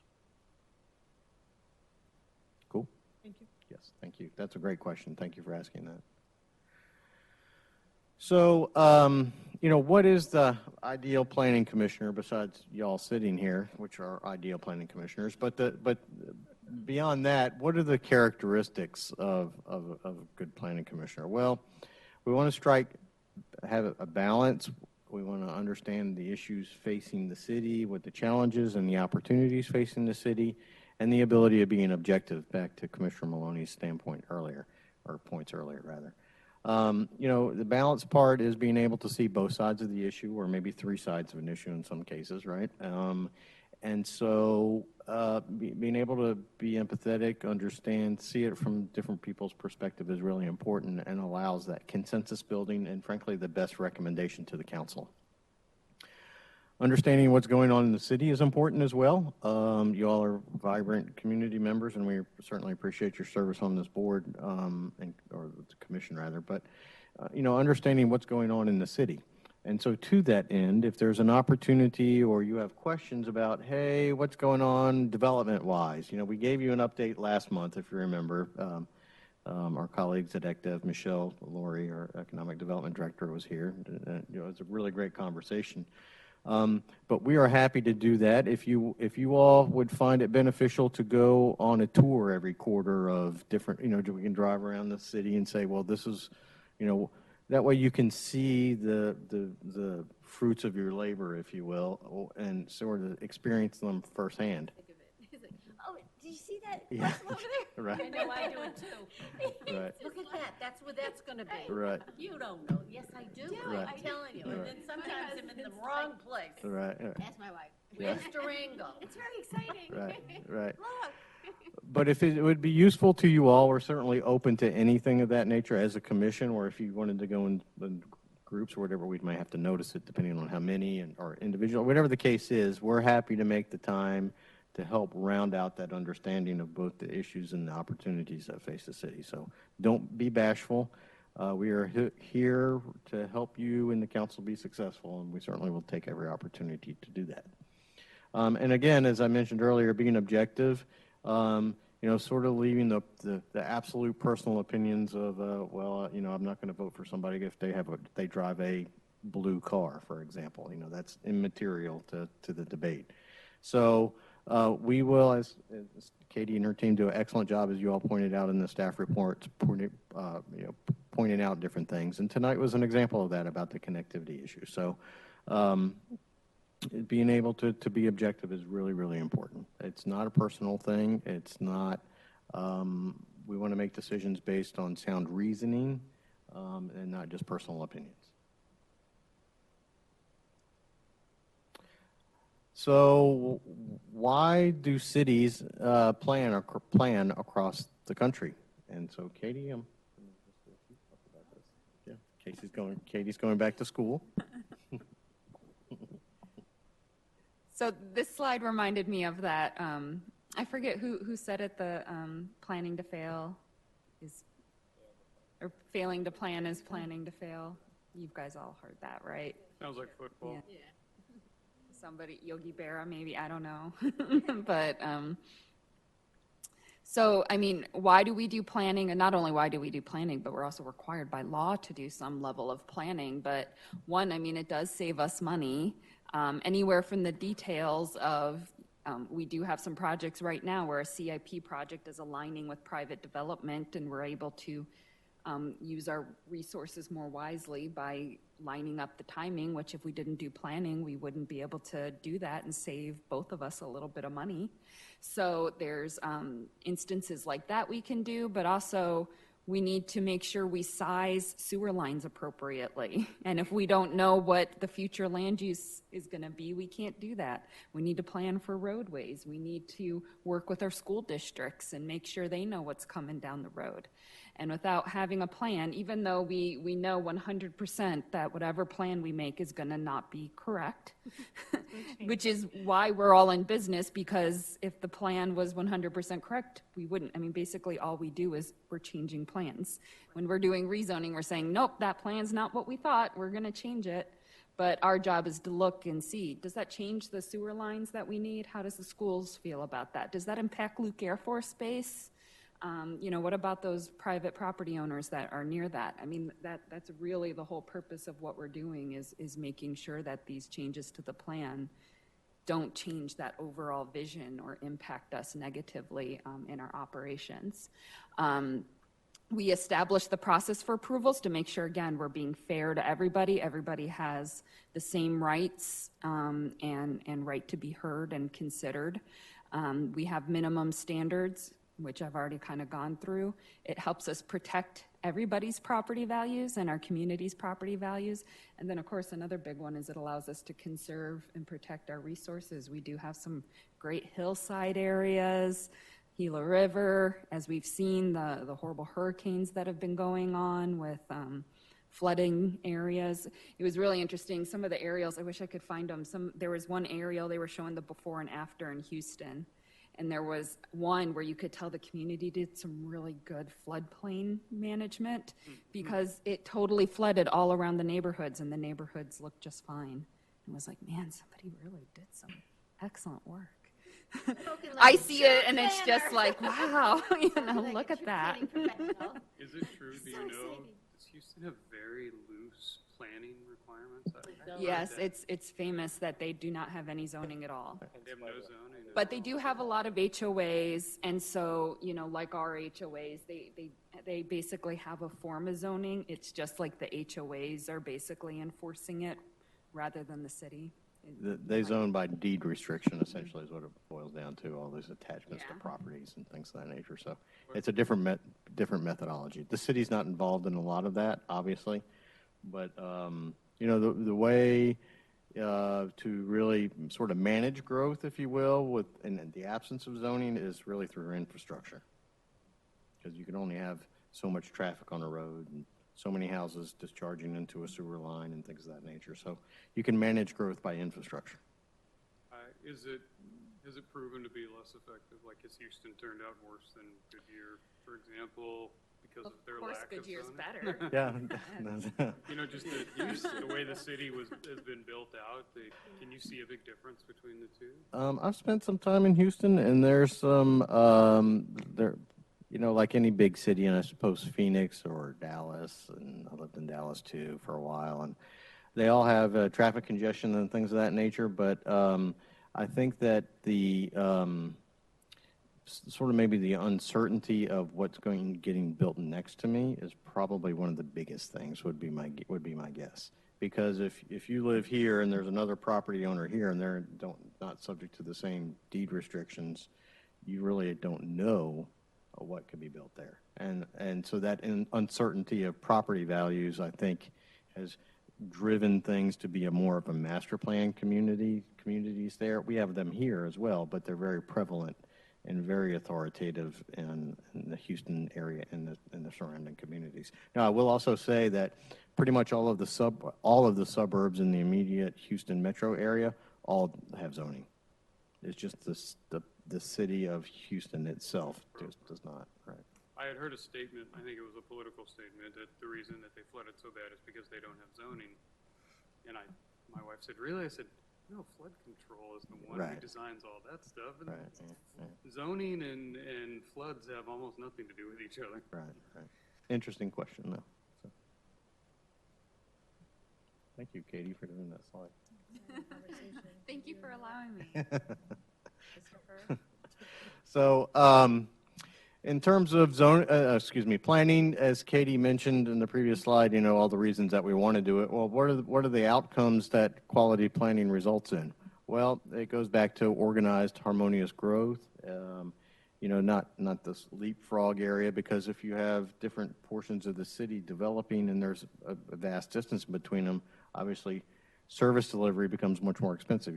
Fireman has to go down there, there's another fire station, or police beat increases, and trash collection, things such as mundane things we typically take for granted, such as street sweeping, then becomes even more expensive. So, and as Katie pointed out too, right-sizing land use to infrastructure is very important. Infrastructure is expensive. It's expensive to build, and it's expensive to maintain. So, you know, right-sizing it to your actual future and anticipated demands is incredibly important. A little side note story, one time I went to Detroit, which was really interesting because, you know, it was a couple million people, and now I think it's about 700,000 people. And we're driving down one of the interstates going to downtown Detroit for a meeting, and it was like a 8 or 9 lane highway in one direction, right, and another 8 or 9 lanes coming the other way, and there was like 4 cars on it. And, you know, it was just and this is like almost during rush hour. It was like, this is just remarkable. I mean, it was just because the infrastructure is so upsized for the current population. Obviously, you're not going to rip it all out, but it just really highlighted the fact of right-sizing infrastructure to actual demand. It was really, really, really interesting. Quality. I've seen downtown Detroit. Yeah, and there's some great buildings there, by the way. There's houses that would be $3 million in another neighborhood, and you can pick it up for $30,000. That's right. That's right. You know, planning, really one of the other elements of planning that we all get excited about certainly is creating places that we can be proud of, where there is economic vitality, where there's a sense of community, and a place for families and memories to be made. I mean, that's kind of why at least that's what drew me into planning initially, you know, making a positive, let's leave it better than we found it, right? So, and I'm sure, I don't want to speak for you all, but that's why you all give your time for free to the citizens of the community as well. So really making positive, long-lasting impacts on a place is what planning is about. What planning cannot do? Planning is a long-term thing. It's very difficult. I've been doing this for nearly 25 years, and for about 10 years of it, I was a consultant, which was great. It was a wonderful experience, but in working for various municipalities in a consultancy basis, It was, okay, well, we want to do all this cool planning stuff, which we were all great and very excited with, but they want to achieve it in an election cycle. So it was a little bit challenging in that regard. Goodyear is certainly not that, does not have that mindset. Let me just say that outright in terms of we want to do things correctly, make positive impacts. The council is a fantastic group of people who have their heart and their mind in the right place and desiring positive outcomes for the community. And there is a realization that things take time. Planning can also not stop progress. We are a very pro-growth community, and we're proud of the things that we've earned and things that are coming. Some communities use planning as an opportunity to try and stop things, to have their communities stop from changing, and planning simply can't do that because property owners have rights. Planning cannot be successful without implementation. The general plan has a big section on implementation. The CIP is a sort of an outgrowth of the general plan as well. Just like anything, if you dream it up and you write a nice book that's got all kinds of cool pictures and visionary things and aspirational statements, but you don't do anything about it, you're not going to achieve it. So it takes relentless work on a day-to-day basis. That's why Katie and the staff, when they do these staff reports, they're benchmarking it to the general plan, as we talked about before, because that's what we want to implement. So everything we do, as I mentioned before, is that guidepost to the general plan, but at the same point in time, we're working every day to help make that a reality. So what is zoning? We talked just a little bit about it in the Houston conversation, but zoning is actually a two-part thing. You have to have a map, and you have to have an ordinance. You can't have one without the other, and legally you have to have both. And simply all that zoning does is create districts, R6, R7, MF18, all these different things, C1, C2 that we have in the community, PADs. And so it creates these districts, and with those districts are attached minimum standards. Lot coverage, setbacks, building height, all that type of stuff. But there's no limitation on the number of zoning districts that a community wants to have. It's total local discretion. Some communities have a whole lot of zoning districts. Some communities have a few. We have, I would say, about an average number for Goodyear for our community size. And it simply allows us to fit what our community, to create these districts that fit our community desire. Zoning ordinances often includes signage. As you well know, we recently approved the sign update, and that is part of our zoning ordinance. We have parking standards in there, and actually we have, as a supplemental from council this year, we're going to be working on a landscape ordinance project. Currently, landscape requirements are kind of sprinkled all throughout various city departments and various city documents, and frankly, it's a little bit confusing. So we're going to be consolidating that this year, beginning that process. So it'll be integrated into the zoning ordinance. We also have a tendency, the zoning ordinance does, actually, to focus on land use. What can go where. One thing that sort of the philosophy has changed over time. It used to be, zoning district should look like a phone book. What about a call center and you know what I mean? So it just lists like a balloon shop or all typewriter repair in our. Yeah, exactly. Right. Right. You leave that in just for the fun of it. We just haven't gotten to cleaning it. Yeah, but yeah, nostalgia. North Las Vegas has got a pretty one of those Right. long everything you can think of. Right. Literally, when I was in graduate school, one of the things was one of the professors said, "Yeah, use a phone book. It's a great thing." I'm like, "Well, phone book? Good Lord, what do I want to do that for?" But anyway, the point is that so you kind of used to be done that way, and now the philosophy has sort of switched to say, just have some example uses. I mean, practically, what's the difference between a dentist and a dialysis clinic? Really not much. So it's really to talk about the characteristics of the different types of uses, because that's what's really most. And because the other thing is that new uses are going to become continually coming on board that we can't even think of today. I mean, 35 years ago, nobody thought about a cell phone store, right? eBay drop-off and stuff like that. Yeah, exactly. Perfect. So, we have to be adaptive to change, and that's part of what our mantra is. And then obviously, as we talked a little bit about before, the zoning ordinance has to create appropriate due process.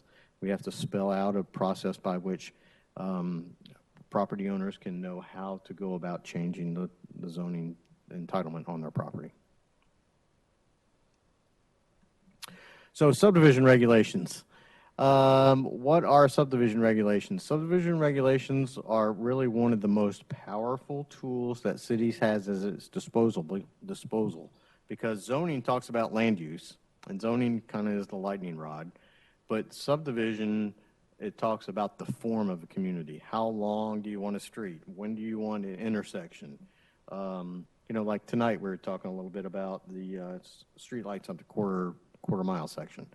You know, it's kind of a subdivision issue, right? So, which impacts the flow of traffic, as we discussed tonight. So, you know, do you want street trees? Do you want attached sidewalks, detached sidewalks? All these things are subdivision development issues that really impact the form and the perception of a community.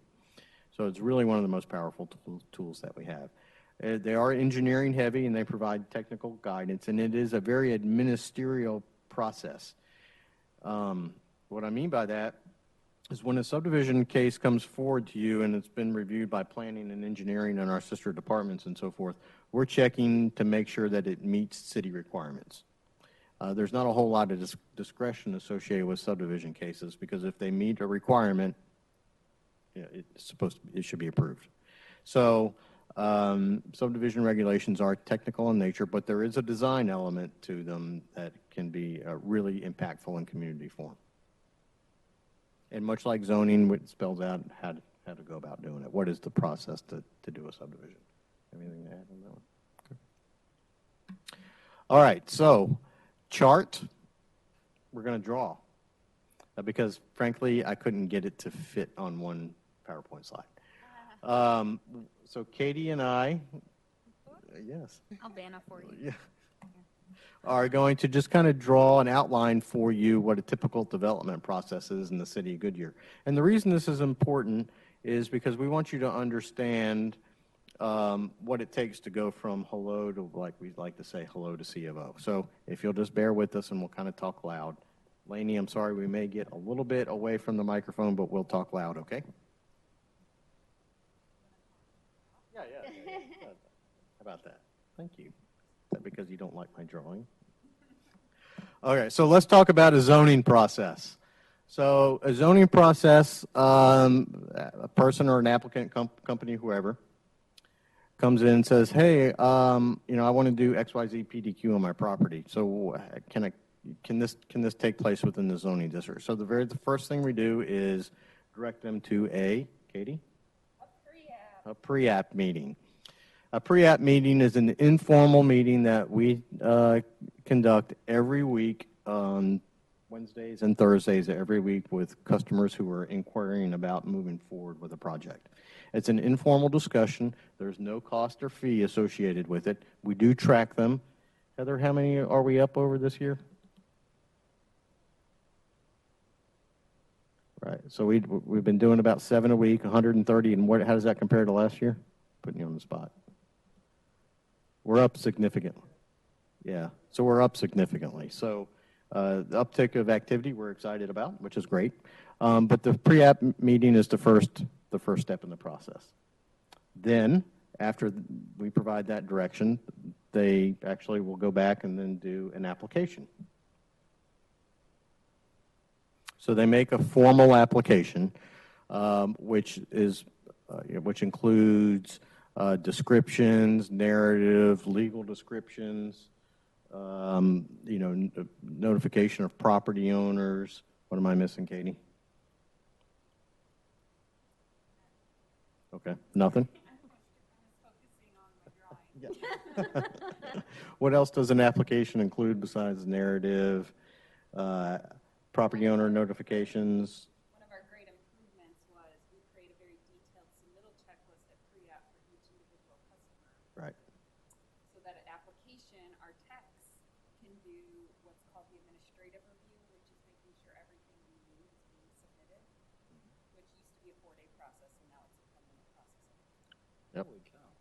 Yeah. We just have to get routed. We look at it. We route it over here. They look at it. Send it. The checklist process was pretty easy. It was pretty easy and simple.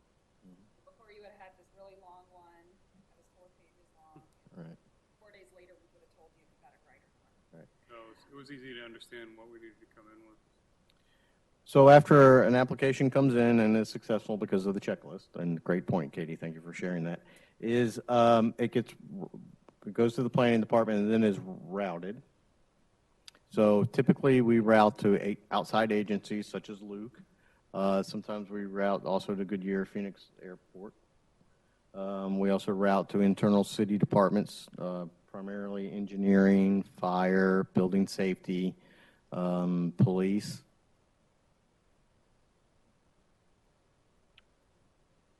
We also integrate the city's legal team as well. Katie and her team have instituted legal office hours, and what that means is one of the city attorneys comes down to our offices almost every day for about an hour and a half or 2 hours to talk about applications and review things of that nature, because obviously we want to do things that are legal. We're not going to do anything that's going to put the city at risk, but at the same point in time we want to integrate them early into the process because it makes things much more smooth. So you routed, it's electronic, isn't it? Yes. I'm assuming. Electronic to all these people. We still ask for one paper copy right now. Right. Shared docs or something. Right, like that, yeah. right? Yeah. As part of that process, Katie and her team have what's called DRC, Development Review Committee, which is when all these folks get together to talk about it, and then we get comments from them. As a result of that, typically there's there's a comment letter that goes out, what we call first review. So we may have some questions for the applicant, things of that nature, so we do a first review comment letter. That goes out to them. The planner generates that, goes out to the customer. They typically have review letters and respond to us within 30 days. And then when it comes back in, it's called second review. And then it kind of goes through this routing process again. Our goal on every application that we touch is to either have it approved or moving on to the Planning Commission or Council at the third review. So we're only touching it effectively 2 times seriously. The third time sort of administerially, just making sure that everything was taken care of that needed to be taken care of, not doing a super duper review, if you will. Does every application cost the same? Great question. The answer to that is no, because it's based on property size. Oh, okay. Mm-hmm. Yep. For example, if we were talking about one of our larger PADs up around the 303 Cotton Lane area. Sub-Zero. Yeah, I mean, if they were doing rezoning up that way, the application fee is pretty sporty, frankly. Smaller properties is much less. Like a retail front would be something like 2,000 square feet would be something. Yeah, I mean, for PAD amendments, $1,000 Oh, okay. plus $15 an acre. Right. So Okay. for like a Right. small 1 acre, it's $1,000 basically. Right. But like PB 303 is what, like 3,000 3,000 acres? acres, right. So it can get expensive, right. It's good to know. So we do these like I said, second submittal, first submittal routing, third submittal routing. It's all sort of the same, similar repeat sort of process.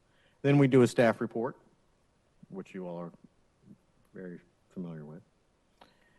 During that time as well, there's also the citizen review meeting that takes place, which is a meeting that is really the applicant's meeting where they meet with the homeowners or the affected property owners. If you remember on the Vistas project, they had, what, 2 or 3 of those? Yep. I have a question. Yes. I might be jumping the gun. So say a developer, like the one on Estrella Parkway, and it's right under the, it's south of the freeway, 10. Uh-huh. Okay? So when we passed that, I thought because they showed the housing and everything out, and they said, well, this is the zoning. And then I think one of the last things that they said was, you know, if we can get this thing passed tonight, we're going to put this in the hands of the developers. They had no developer. So, I mean, Some, is that okay? there, as a property owner, you can request zoning, but that doesn't necessarily mean that you're going to necessarily bring it to fruition, because you can have a property owner that's seeking entitlements in order to be able to effectively market it for people to build. Or sell it? Or sell it, right. Ah. So there, sometimes that does happen. Other times it does not. So it just kind of depends on the capacity, if you will, of that individual property owner. Do you feel that a client might have more quote-unquote skin in the game if they are like Hudson Common? Hudson Commons? Yeah. Mhm. I mean, that was another one. They said, oh, we're signing tonight, you know? And so, and nothing's happened. Mhm. And it's like, what happens that, I mean, that was a year ago. Well, there is a timeline, and we're going to kind of put timeline with all this because there's multiple steps. Hudson Commons part of it is in process, so I should share that with you. But again, it doesn't typically happen overnight because there's a lot of design and things of that nature. But we'll get to that and outline that. Okay.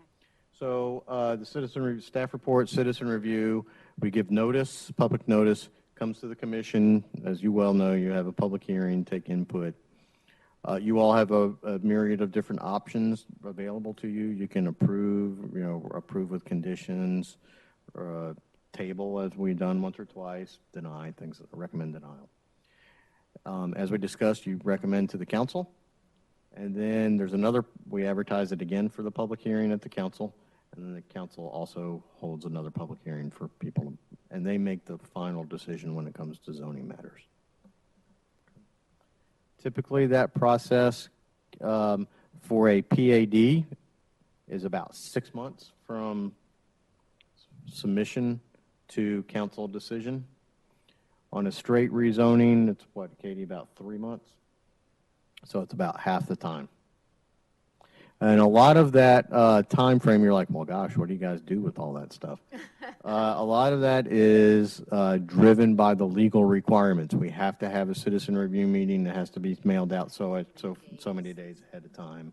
We have to advertise it for the meeting. Frankly, we work backwards from when planning commission takes place oftentimes in order to provide our customer schedules, because you all meet once a month and we have to advertise it by such and such, so it's got to be ready by blah, blah, blah date. And, so we kind of do that.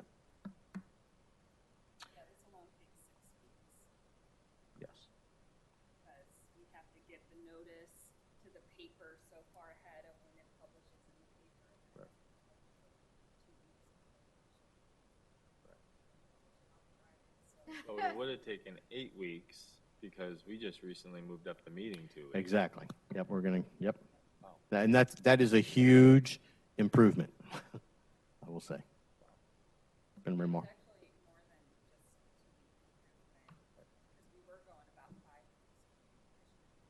All right. Anything to add on the zoning process, Katie? Anything to add? No? Does that make sense, everybody? Yep. Okay. So after you get zoned, we're going to kind of skip through because I don't want to keep you all until 10 o'clock or anything tonight. So. No, my wife would not like that. I'm up at 4, so. So after you get zoning entitlement, then we're just going to follow a fictitious project through the process, okay? So after zoning, then you do subdivision. There's 2 steps to a subdivision. There's preliminary plat and final plat. It somewhat mimics the process of zoning in terms of first submission, we route to our internal sister departments. There's a comment letter that goes out. It's with the applicant for typically about 30 days.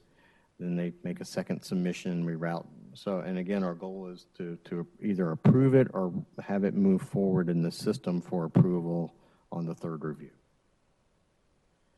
The preliminary plat process, all the way from submission to approval, takes 107 days. That's what that business days. And we see part of because we have preliminary plat approvals, then we have final plat approvals. You have preliminary plat recommendation. Final plats go directly to council. Oh, okay. Okay. So I'm going to just kind of gloss over that, the ins and outs process of that, but it's very, very similar to the zoning process, but without public notification. State law, nor does Goodyear ordinances require a public notification on a subdivision case. That's why we don't hold public hearings for subdivisions. Okay. Want to add anything to that, Katie?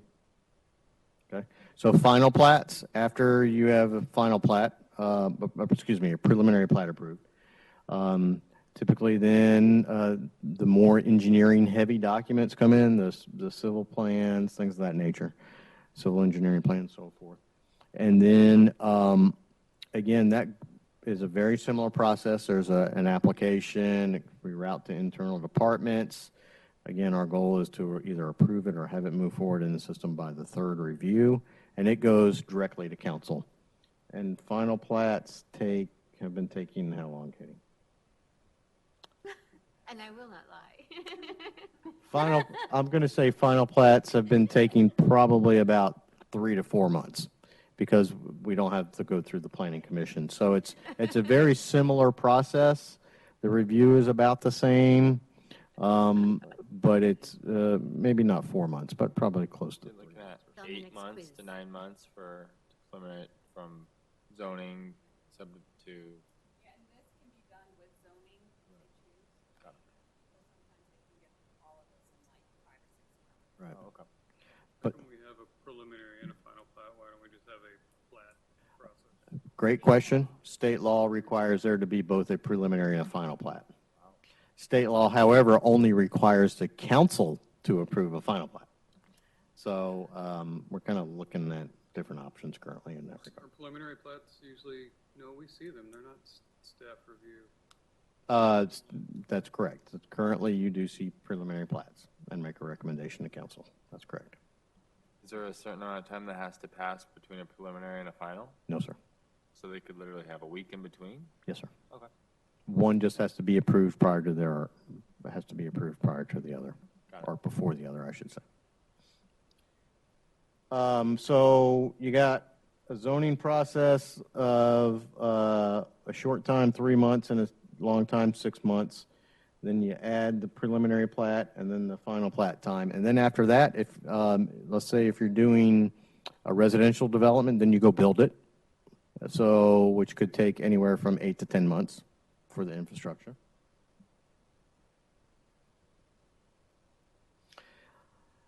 During the course of construction of projects to horizontal infrastructure, our engineering department has 3 or 4 engineering inspectors which are out periodically checking to make sure it's being built in conformance with the plans. And then after that's approved,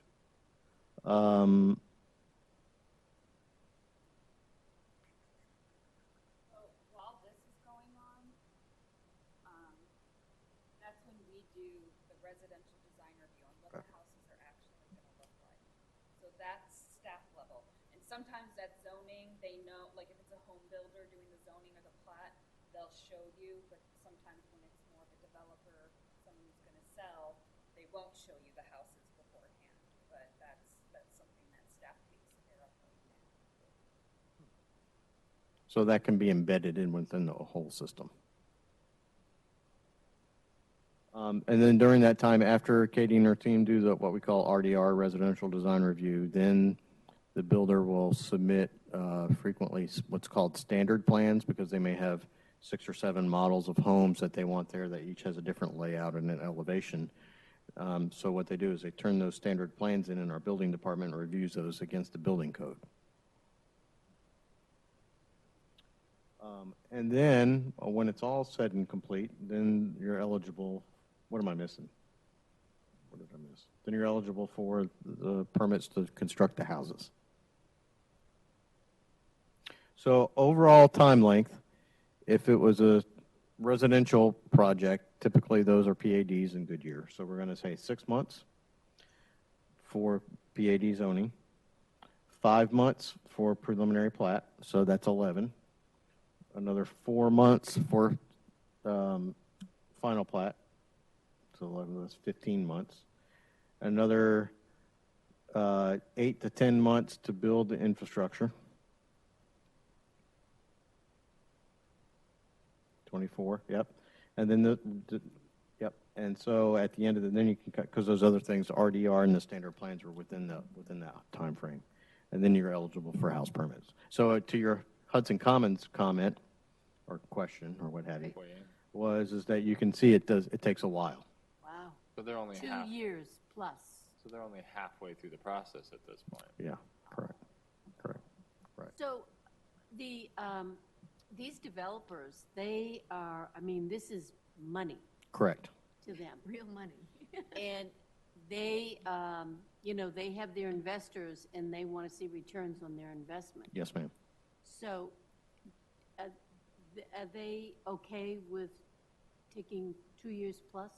Or do they know this? I mean, is this general knowledge? It's general knowledge, I'll say that. However, I will say that one of the emphasis and the directives of the council is to streamline the development process, which is why Katie's pointed out, the checklist, because we want our customers to be successful on their submissions. And that's why, if you remember me saying, we want to review and approve and get it moving on the third review, because that's less time. So we do everything we can to communicate very effectively and efficiently with our customers to have successful submissions that meet city standards. Because it doesn't do us any good to review something 4 or 5 times. It's wasting our time, wasting our customers' time and money. So we're very cognizant of that. And we have been able to, by moving the Planning Commission meeting up a week, we've saved a bunch of time. Now zoning cases go to the council the same month that you consider them, where before it was, 3, 4, 5 weeks or so delay. So, these little incremental changes have made a big difference. We still are obligated by state law and city code to do certain things, so we can't cut from 24 months to like 2. Right.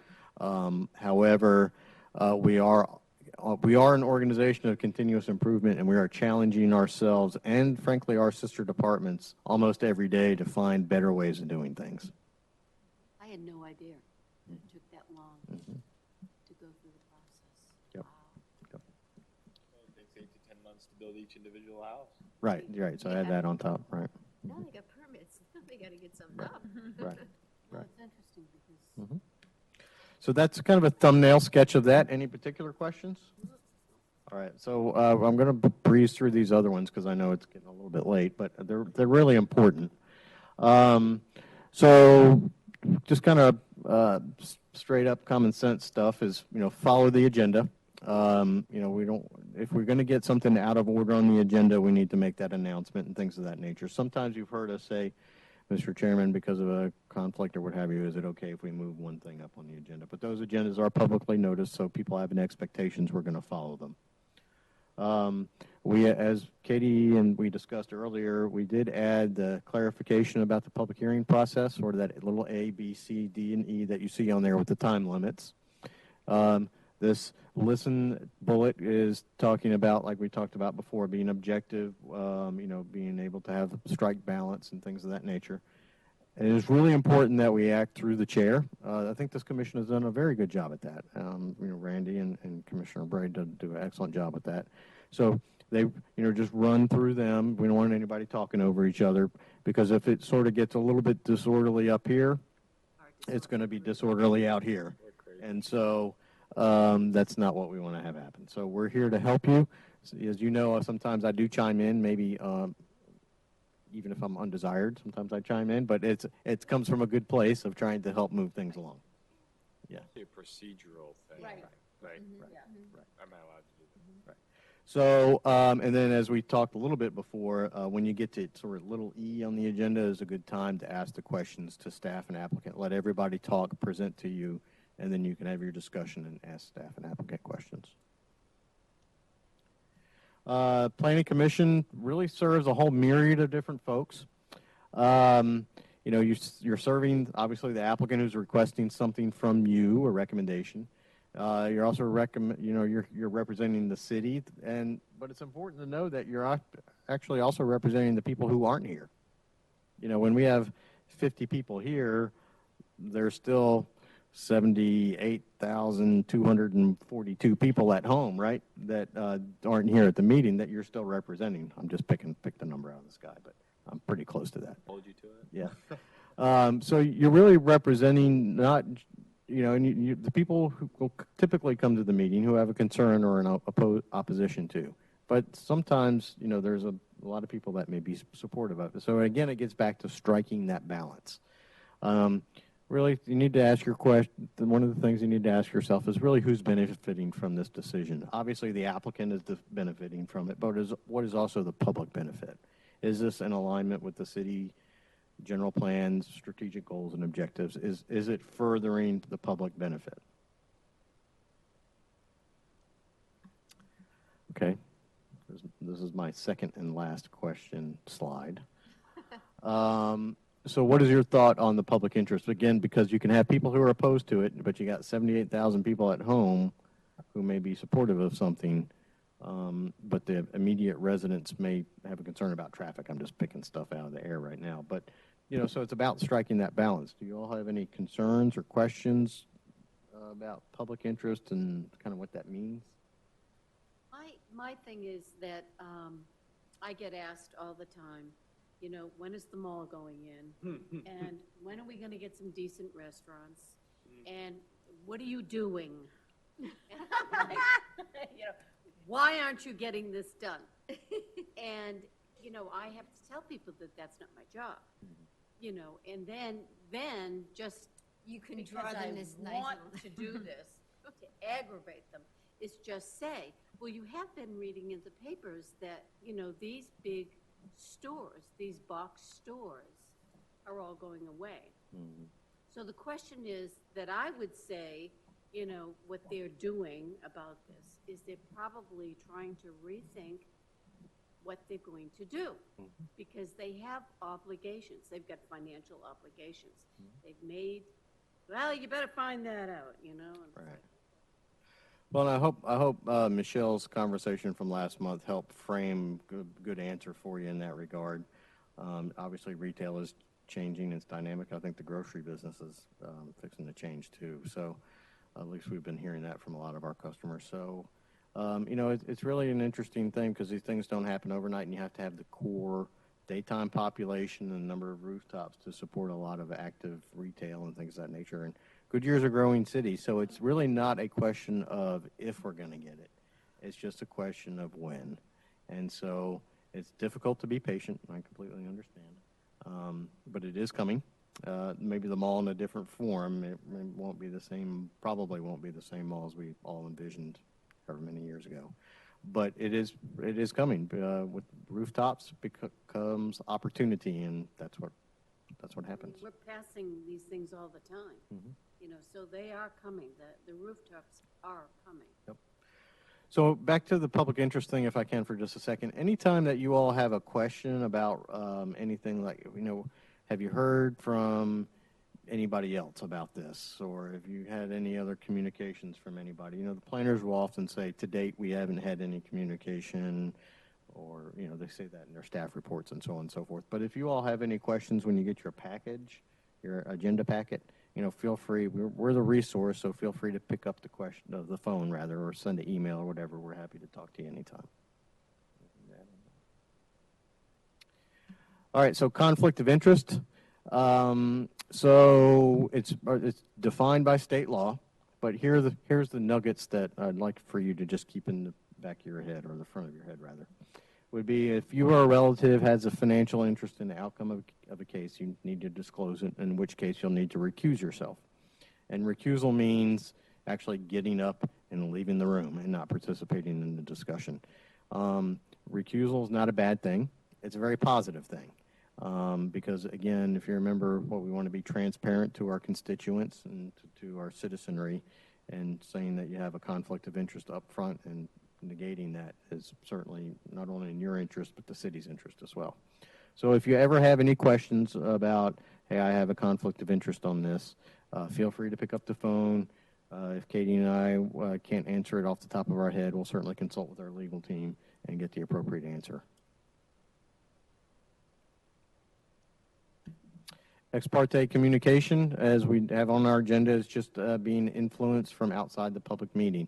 And I think last month you talked a little bit about the Vistas scenario. When I read the opposition emails, I said, oh, Right. I go to church with that guy, but we didn't. Right. Powwow on it. Right, but what Commissioner Walters did was really good, is just saying, hey, I know this person from church, and although we didn't talk about it, it just put it out there so that if anybody saw them talking somewhere, they could be talking about church or something else, right? But people sometimes jump to the inappropriate conclusion. So, putting it out there is a very positive thing. If you're getting ex parte communication from an applicant or anything, we kind of do ask that if you let us know, because we can help. That doesn't need to take place. We can help put a stop to that. Okay. You're going to see people at the grocery store. You're going to see people at church. You're going to see people at the softball or the bridge club or whatever the case is. So, if you, and they're going to talk to you, and that's part of being a commissioner. It's part of being a citizen volunteer, right? But if you're getting proposals from applicants and things of that nature, that's different, and we certainly want to know about that. Okay. So running the meeting, we do give the chairman a script. So in the event that both our chairman and vice chairman isn't here, if one of you had to fill in, there is a script, so you don't feel totally lost. Heather does a great job with that.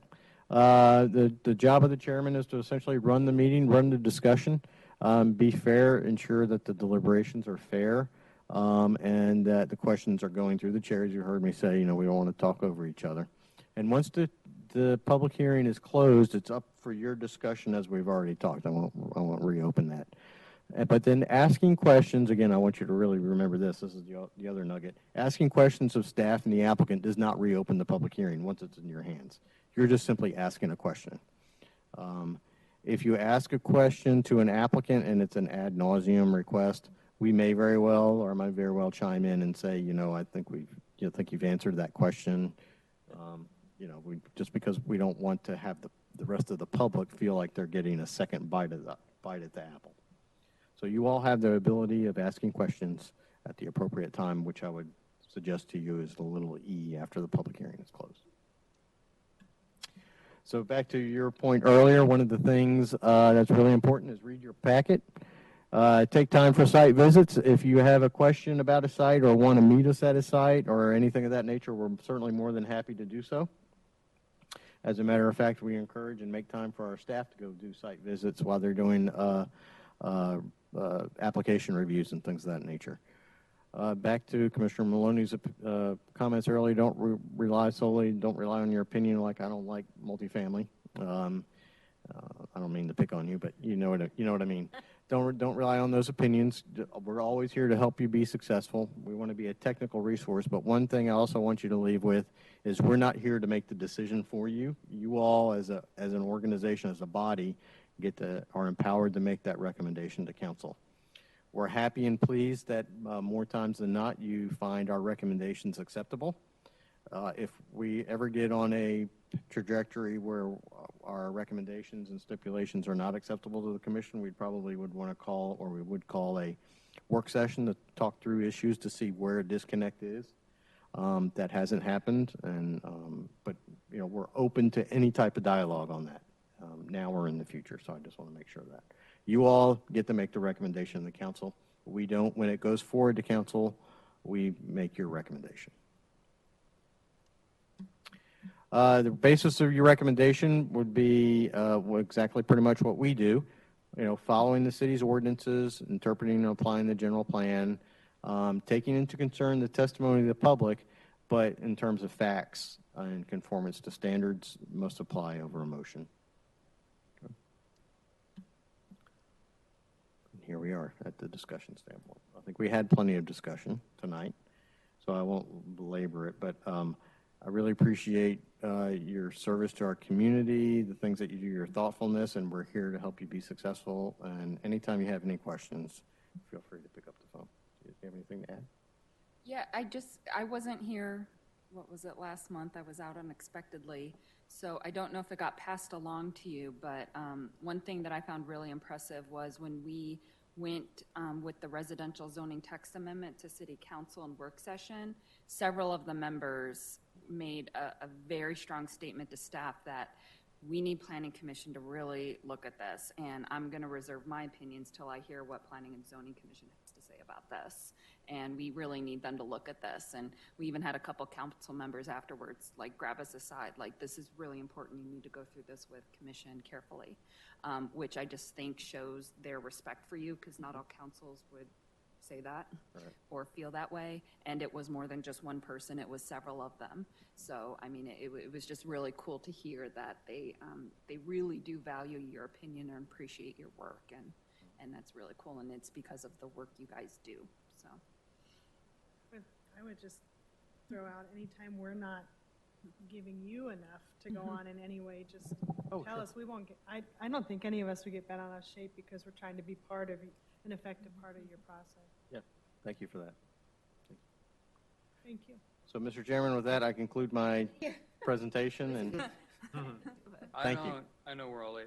I don't understand the plating process that well. Okay. And I'm just curious why it takes the amount of time it does. 'Cause from what I've seen, it seems like a really simple thing. But, I mean, does it have to go through 6 departments, or what is? well, and what that's is it the with residential plat? platting. Right, that's So like, residential, right. that's one thing is like I know you're involved in a Like in a non-residential commercial platting, plat, which and I you can just- probably cut those times in half. They're a little quicker. Right. But it's because the infrastructure. It's really not the plat itself. It's all the infrastructure planning that goes with it. The water reports, the traffic reports, the sewer reports. That's what really is very, very detailed, technical. And we love our friends in engineering who are reviewing those documents for us. Make sure that the project has water. Are they under your supervision? Is engineering, or is that a total separate That's department? a separate department. Yes, so development services is planning, building safety, which is building permits, and code enforcement. Engineering is engineering plan review, CIP, engineering inspections, streets, traffic. Am I missing anything? I think that's it. I don't think I've ever been on a project that hasn't already been platted and zoned by the time we get there. Right, right. They're always done. Yes, which is, so you can see the amount of effort that somebody went to get it to that point. So platting is deciding, yeah, you can put a school here because there's a big enough water in the street that it's going to supply all those needs, that kind of thing. Well, platting isn't about land use, so it's not about the school. It would say this lot can support this project, right? Yeah. Potential uses could be supported. Right, Because, which is based on the zoning entitlement of the zoning entitlement of the so you look at the project. worst case scenario and say, can the infrastructure support that use? And I mean, along with the final plat are the civil engineering plans, and that's where the stakes are high. I mean, that's where when you hear about like engineering disasters in communities where a gas line gets caught on fire, there's sinkholes, you know, a sewer line fails, you know, I mean, there are big stakes, so there's a very technical, detailed, timely review because I always thought that, you know, zoning looked at infrastructure too, and then the civil improvement process, like those, between those two, they looked at all those things. So plat feels like it's this extra the final thing in the plat's middle. tied in with those Right. civils. It's like a wedding cake. You're building the cake as you go. So at the zoning level, it's somewhat general. Preliminary plat level has preliminary reports. The final documents are the detailed ones. So you're kind of building that cake up. Those two, you know, if it's zoning, platting, civil improvements, can that be squeezed together? Is there Those a are the chance kind there of for a things we're faster looking at now. process? What could be done at the same time, you know, concurrently? Those are exactly the types of things we're studying. Some of it is because when you get into the civil design aspect, into engineering plans, there's a lot of money at risk from the private sector. So, you know, what we may think is a somewhat insignificant change can actually cost a whole lot of money. So building it up in a preliminary basis vets out those issues so those plans are more effective. And so that's part of the thought process. But we are continuing to challenge ourselves to find out where things can overlap, or is this step of value add? Because it's our goal to have the community develop in a successful, timely manner. And the more we can become more efficient at this process, the better off it puts us in a competitive advantage.